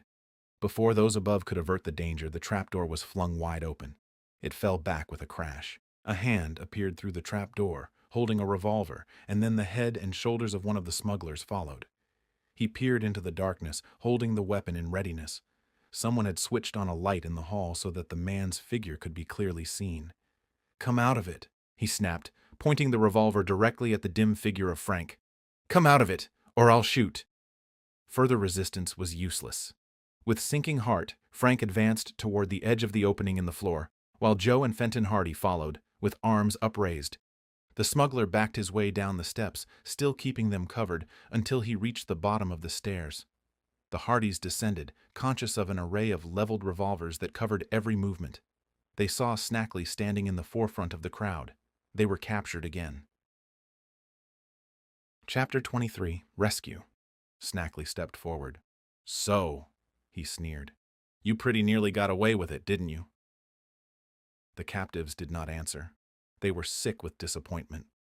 Just when escape had been within their grasp, the smugglers had outwitted them. "You bit off a little more than you could chew when you stacked up against me," bragged Snackley. "What'll we do with them, Chief?" asked one of the men. "Take them back to the cave. We'll get them out to Lee Chang right away. If they get away again, there'll be trouble for you. Keep an eye on them. Shouldn't we tie them up?" "There's no rope. It doesn't matter. Put a bullet through the first one that makes a false move. You hear that?" he said, turning to Fenton Hardy. The first one that tries to escape gets a bullet through him. The three were surrounded by the smugglers. The light shone on their evil, bearded faces and glittered on the drawn revolvers. Fenton Hardy's useless weapon had been snatched from him. "Downstairs!" snapped Snackley. "Get downstairs with you." He prodded Frank with the barrel of his revolver as he spoke. The Hardy boys moved toward the stairs, their father in the rear. One of the smugglers went ahead in case the prisoners should by chance make some desperate break for freedom. When they reached the lower room, they paused while the man ahead lit a match. The electric light had been broken. Hardly had the match flared than there came the sound of thudding feet through the kitchen, and the back door banged noisily. Someone rushed into the room, gasping for breath. The light revealed him to be another of the smugglers. "Police!" he exclaimed in terror. "They're coming down the lane." A babel of voices followed. The smugglers came tumbling down the stairs in their haste. With one bound, Snackley leaped forward and seized the man by the collar. "What?" he exclaimed. "What's that you say? Police?" "Down the lane," gasped the man. "They came down the road in a car and they're closing in on the house. I saw them." With a yell, Snackley flung the man to one side. "Down into the cave," he roared. "Quick!" Confusion prevailed. In the resulting uproar, the match went out, and the room was plunged into darkness. Frank resolved on a daring move. He was standing directly beside one of the smugglers, and as soon as the light went out, he sprang at the fellow, dashing the revolver from his grasp. It clattered on the floor. "Help!" roared the fellow as they grappled together. Fenton Hardy had also been watching for his chance, and he sprang through the darkness at Snackley. He collided heavily with the chief of the smugglers, and they rolled on the floor in a desperate struggle. It was impossible to distinguish friend from enemy in the darkness. Joe plunged into the midst of the surging figures, and his fist smashed against the face of one of the smugglers, who gave a howl of pain. Then, outside the house, another uproar burst forth. Someone was banging on the front door. Men could be heard shouting to one another. Snackley made a desperate effort and managed to get to his feet. He struck out with both fists and managed to break free from the detective. He whirled to one side, stumbled out into the kitchen, and then reached the back door. He flung the door open. Almost instantly, a dark figure appeared in the doorway. It was the figure of a man in the uniform of a state trooper with drawn revolver, and Snackley shouted the warning to the smugglers in the other room. "The police!" he roared. "Every man for himself! Make your getaway!" The trooper shot through the doorway at him, but Snackley dodged to one side. There was a rush of footsteps from the other room as the rest of the smugglers raced out into the kitchen. The officers tried to hold them back, but they were too many for him, and he was hurled against the wall. Utter confusion prevailed. The place was in absolute darkness, and out in the yard shots, shouts, and hoarse imprecations mingled in an indescribable uproar. One of the smugglers managed to reach the shed. He flung open the trapdoor and descended the steps. Some of his companions followed, and in the darkness and excitement their escape was unnoticed. Half a dozen police officers were in the yard. They had been attracted to the house by the sound of the shots when the Hardys were pursued by the smugglers, and they had planned to surround the place. They would have succeeded in capturing the entire gang had it not been for the man on guard outside. Back in the living room of the house, Frank was still struggling with his antagonist. The man was strong and heavy, a rough-and-tumble fighter, and the boy soon found that he had his hands full. They struggled desperately in the darkness, the smuggler frantic with the fear of capture, Frank grimly resolved that the man should not get away. Fenton Hardy headed toward the door leading into the kitchen. Just then, a figure brushed by him. He made a grab for the man, but the fellow evaded him and raced toward the other side of the room. The detective gave chase. The fugitive kicked open a door and ran toward the front of the house. Mr. Hardy could follow him quite easily by the sound of his footsteps. The fugitive scurried into a front room and banged the door behind him. Mr. Hardy launched himself against the door, which had a lock that snapped when the door shut. For a moment he was balked. Then he stepped back a few paces and rushed at the door, plunging against it with his shoulder. The woodwork splintered. Another rush, and the door fell open. The detective reeled into the room. His fugitive had disappeared. But the room was faintly lighted, as there was a wide window, and in the gloom the detective could see a dark patch in the floor. It was a trapdoor leading evidently to the cellar. He went down through the opening, finding a flight of stairs which he descended. He could hear footsteps receding through the darkness, but he made his way across the uneven floor of the cellar. The detective stopped and listened. He heard the hurrying footsteps as the smuggler went on to the far end of the cellar. Then, to his great surprise, he heard a voice. In the distance, he saw a faint glow of light. Then he saw that the cellar was divided into two parts and that the fugitive had entered a small room. He crept closer. "What's happening?" he heard someone say in a weak voice. "Everything," snarled a voice which he recognized as that of Snackley. The detective's heart leaped. "Everything is happening. The police are here. The police." "Yes, the police. State troopers, federal officers, and all. But don't think you're going to have a chance of squealing on us. I'm going to fix you, as I should have done a long while ago." The other voice rose, replete with terror. "No, no. You won't do that, Snackley. Let me live." Fenton Hardy crept swiftly over to the door. He saw Snackley standing by a small cot in a cell-like room. On the cot crouched a haggard man whose hands were handcuffed behind him. His feet were shackled to one leg of the iron cot.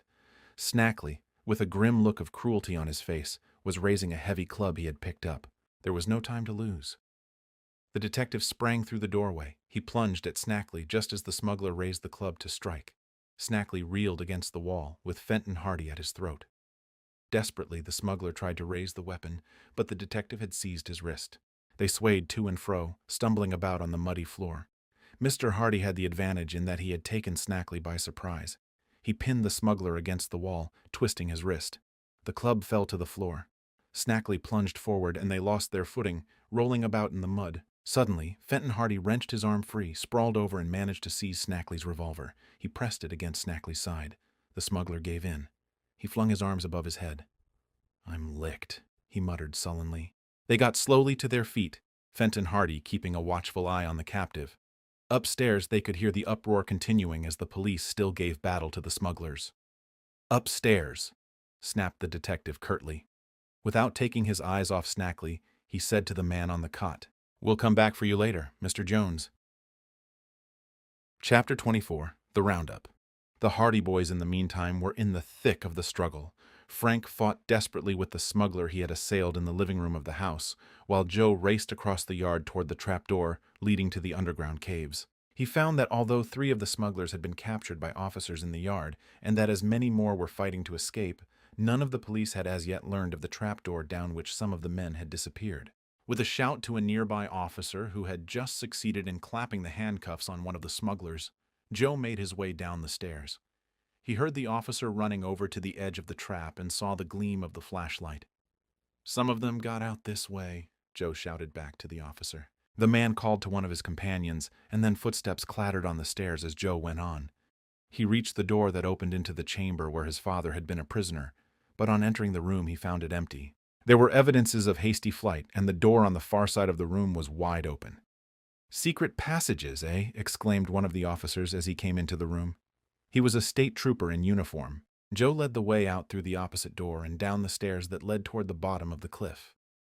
The trooper who had spoken illuminated the way with his flashlight, and they clattered on down the stairs until they reached the storage room. Here, everything was in confusion. The escaping smugglers had evidently endeavored to take with them what goods they could, probably the smaller packages containing drugs, for boxes and parcels were overturned and strewn about the floor. "You seem to know this place pretty well," said one of the troopers, as Joe led the way across to the opposite door and stepped out onto the landing. "I've been here before. Got in this way," he answered. "There's a water cave below this passage. They've probably made their getaway in the boat." They hastened down the passageway and came at last to the cave. As Joe expected, the boat was gone. "They got away," he said in disappointment, as the trooper turned the flashlight onto the channel between the rocks. There was a shout from the darkness of the cove. "Give us a light," they heard. Joe gave a shout of joy. It was Tony Preto's voice. Then Joe and the troopers with him heard the steady beat of a motorboat. Joe seized the flashlight and ran out along the path leading to the entrance of the cave. The motorboat was not many yards away. Tony had been searching for the channel. "Right this way," Joe called out. "Head toward the right of the cave and you'll be in deep water. A little further." "Good." As the motorboat drew nearer, he saw that it was filled with men and that a rowboat was being towed behind. "We got 'em!" cried Tony exultantly. "They were just getting out of the cove in the boat when we came up." "Who is with you?" asked Joe. "Police. The rest of them went up the shore road in a car." We've caught the whole gang then. They raided the house and got the rest of the smugglers. We thought these fellows had made a getaway. No chance. Although it was mighty close. They pretty nearly slipped out of the cove right under our noses. The boat came to a stop beside the natural wharf of rock. One or two of the officers, revolvers in hand, clambered out. 3 of the smugglers had been captured while trying to escape from the cove in the rowboat. If they'd got out, we would never have caught them, said Joe. They were heading out toward a ship. A ship! Exclaimed one of the officers, a burly man in plain clothes. He stepped forward. Did they say anything about a ship? A man named Li Chang has a ship lying in wait outside the bay, said Joe. I heard them talking about it. Good, exclaimed the burly man. Now we'll capture the whole outfit. He turned to Tony. I suppose your boat is good for another little run. I'll say it is, sir. I want as many officers as we can spare, said the burly man. We'll go out and find that ship. Li Chang, did you say? He added, turning to Joe. That was the name. I know his ship. We've been trying to catch that villain for years. Darst, go on up and see how the rest of the men made out at the house on the cliff and take as many officers as they can spare. There's a passage up through the rocks, I take it? Regular staircase all the way, sir, remarked Darst, one of the raiding officers. Good. Don't lose any time. The 3 smugglers were taken out of the boat and handcuffed, then escorted up the stairs, while the burly man, who was the chief of a squad of federal agents undertaking a drive against the smugglers on that part of the coast, remained with the motorboat. Within a short time, Darst returned with 3 more officers. He reported that a clean sweep had been made at the house. They have 'em all handcuffed and sitting in the kitchen, he said. Mr. Hardy got Snackley. Snackley? Exclaimed the federal man. Is it his gang? Yes, sir. He got Snackley in the cellar. One of his sons tackled Redhead Blount, one of Snackley's sidekicks, and held him down until the police came in. When we brought our 3 in, that finished the roundup. It does so far. We're going out and grab Li Chang from that ship, and that'll clean everything up. The officers got into the motorboat and Joe clambered in beside Tony Preto, who was at the wheel. The craft backed out of the channel into the deeper water of the cove, then sped out into Barmet Bay. Once we get out of the bay, we should see her lights, said the federal officer. Li Chang probably has his ship anchored just off the coast. This proved to be the case. The lights of the vessel were soon descried, and the motorboat sped toward it through the night. When the boat drew alongside, the federal man roared out, "Ahoy there!" A voice answered in Chinese. "Speak English," roared the officer. "Throw over a ladder or we'll open fire on you." "Who there?" "The police." Jabbering voices and running footsteps suddenly created a commotion. One of the troopers fired his revolver into the air, and very promptly a ladder was lowered over the side of the vessel. "That's better," said the federal man as he clambered up over the rail, revolver in hand. "I'll just talk to your skipper for a minute." The capture of Li Chang was without incident. When he was told that Snackley and the gang were captured, the Chinaman, who was a small, wizened little fellow with a villainous countenance, blandly submitted to arrest and consented to be taken ashore. There were only 2 or 3 members of the crew aboard, the others having shore leave, so 2 of the federal men were left in charge of the ship until relief could be sent from Bayport, and the motorboat made its way back to the cove. The roundup was complete. Snackley's smuggling gang had been completely broken up. Chapter 25, The Mystery Explained.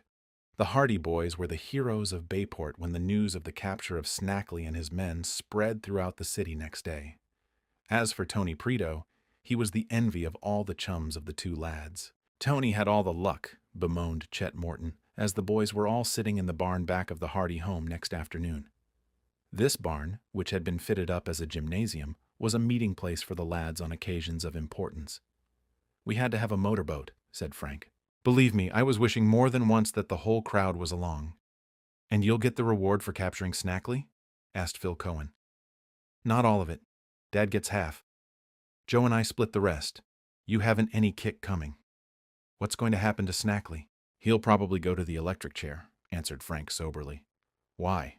He murdered Felix Palooka, the miser." "Murdered him?" "Yes. Dad found that out in his investigations. Dad suspected all along that there was some connection between Snackley and the house on the cliff, especially when he found that Snackley and Palooka had been related. He went out to find out what he could, but the smugglers saw him and captured him." "What about that fellow they had imprisoned in the cellar?" questioned Biff Hooper. Didn't you say Snackley was just going to kill him when your father saved him? That was the young fellow we saved in the bay that day. The young chap who told us his name was Jones. It wasn't his real name at all. His name is Yates, and he was one of the smugglers. Why was Snackley chasing him that day? Asked Perry Robinson. It seems that Yates got angry because he didn't get his full share of the money from the last smuggling trip, so he threatened to tell the police on Snackley. The smugglers locked him up, but he got away in one of the motorboats, so they chased him and ran him down. They thought to have killed him in the explosion or else drown him, but Joe and I managed to bring him ashore. We left him at the Kane farmhouse, but the smugglers came along next day and kidnapped him. They kept him prisoner in the cellar of the Palooka place after that. I still can't understand about those yells and shrieks we heard the first day we were out at the farmhouse, put in Phil Cohen. That was just to frighten us away. One of the men in the gang is a sort of half-wit, and they had him posted there to frighten people off by yelling and shrieking whenever anyone showed up around the place. He was the chap who stole our tools from the motorcycles, explained Frank.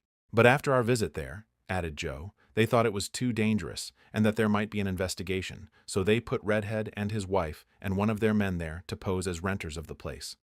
So there weren't any ghosts after all, exclaimed Jerry Gilroy. Nary a ghost, laughed Frank. Snackley explained everything this morning in a confession.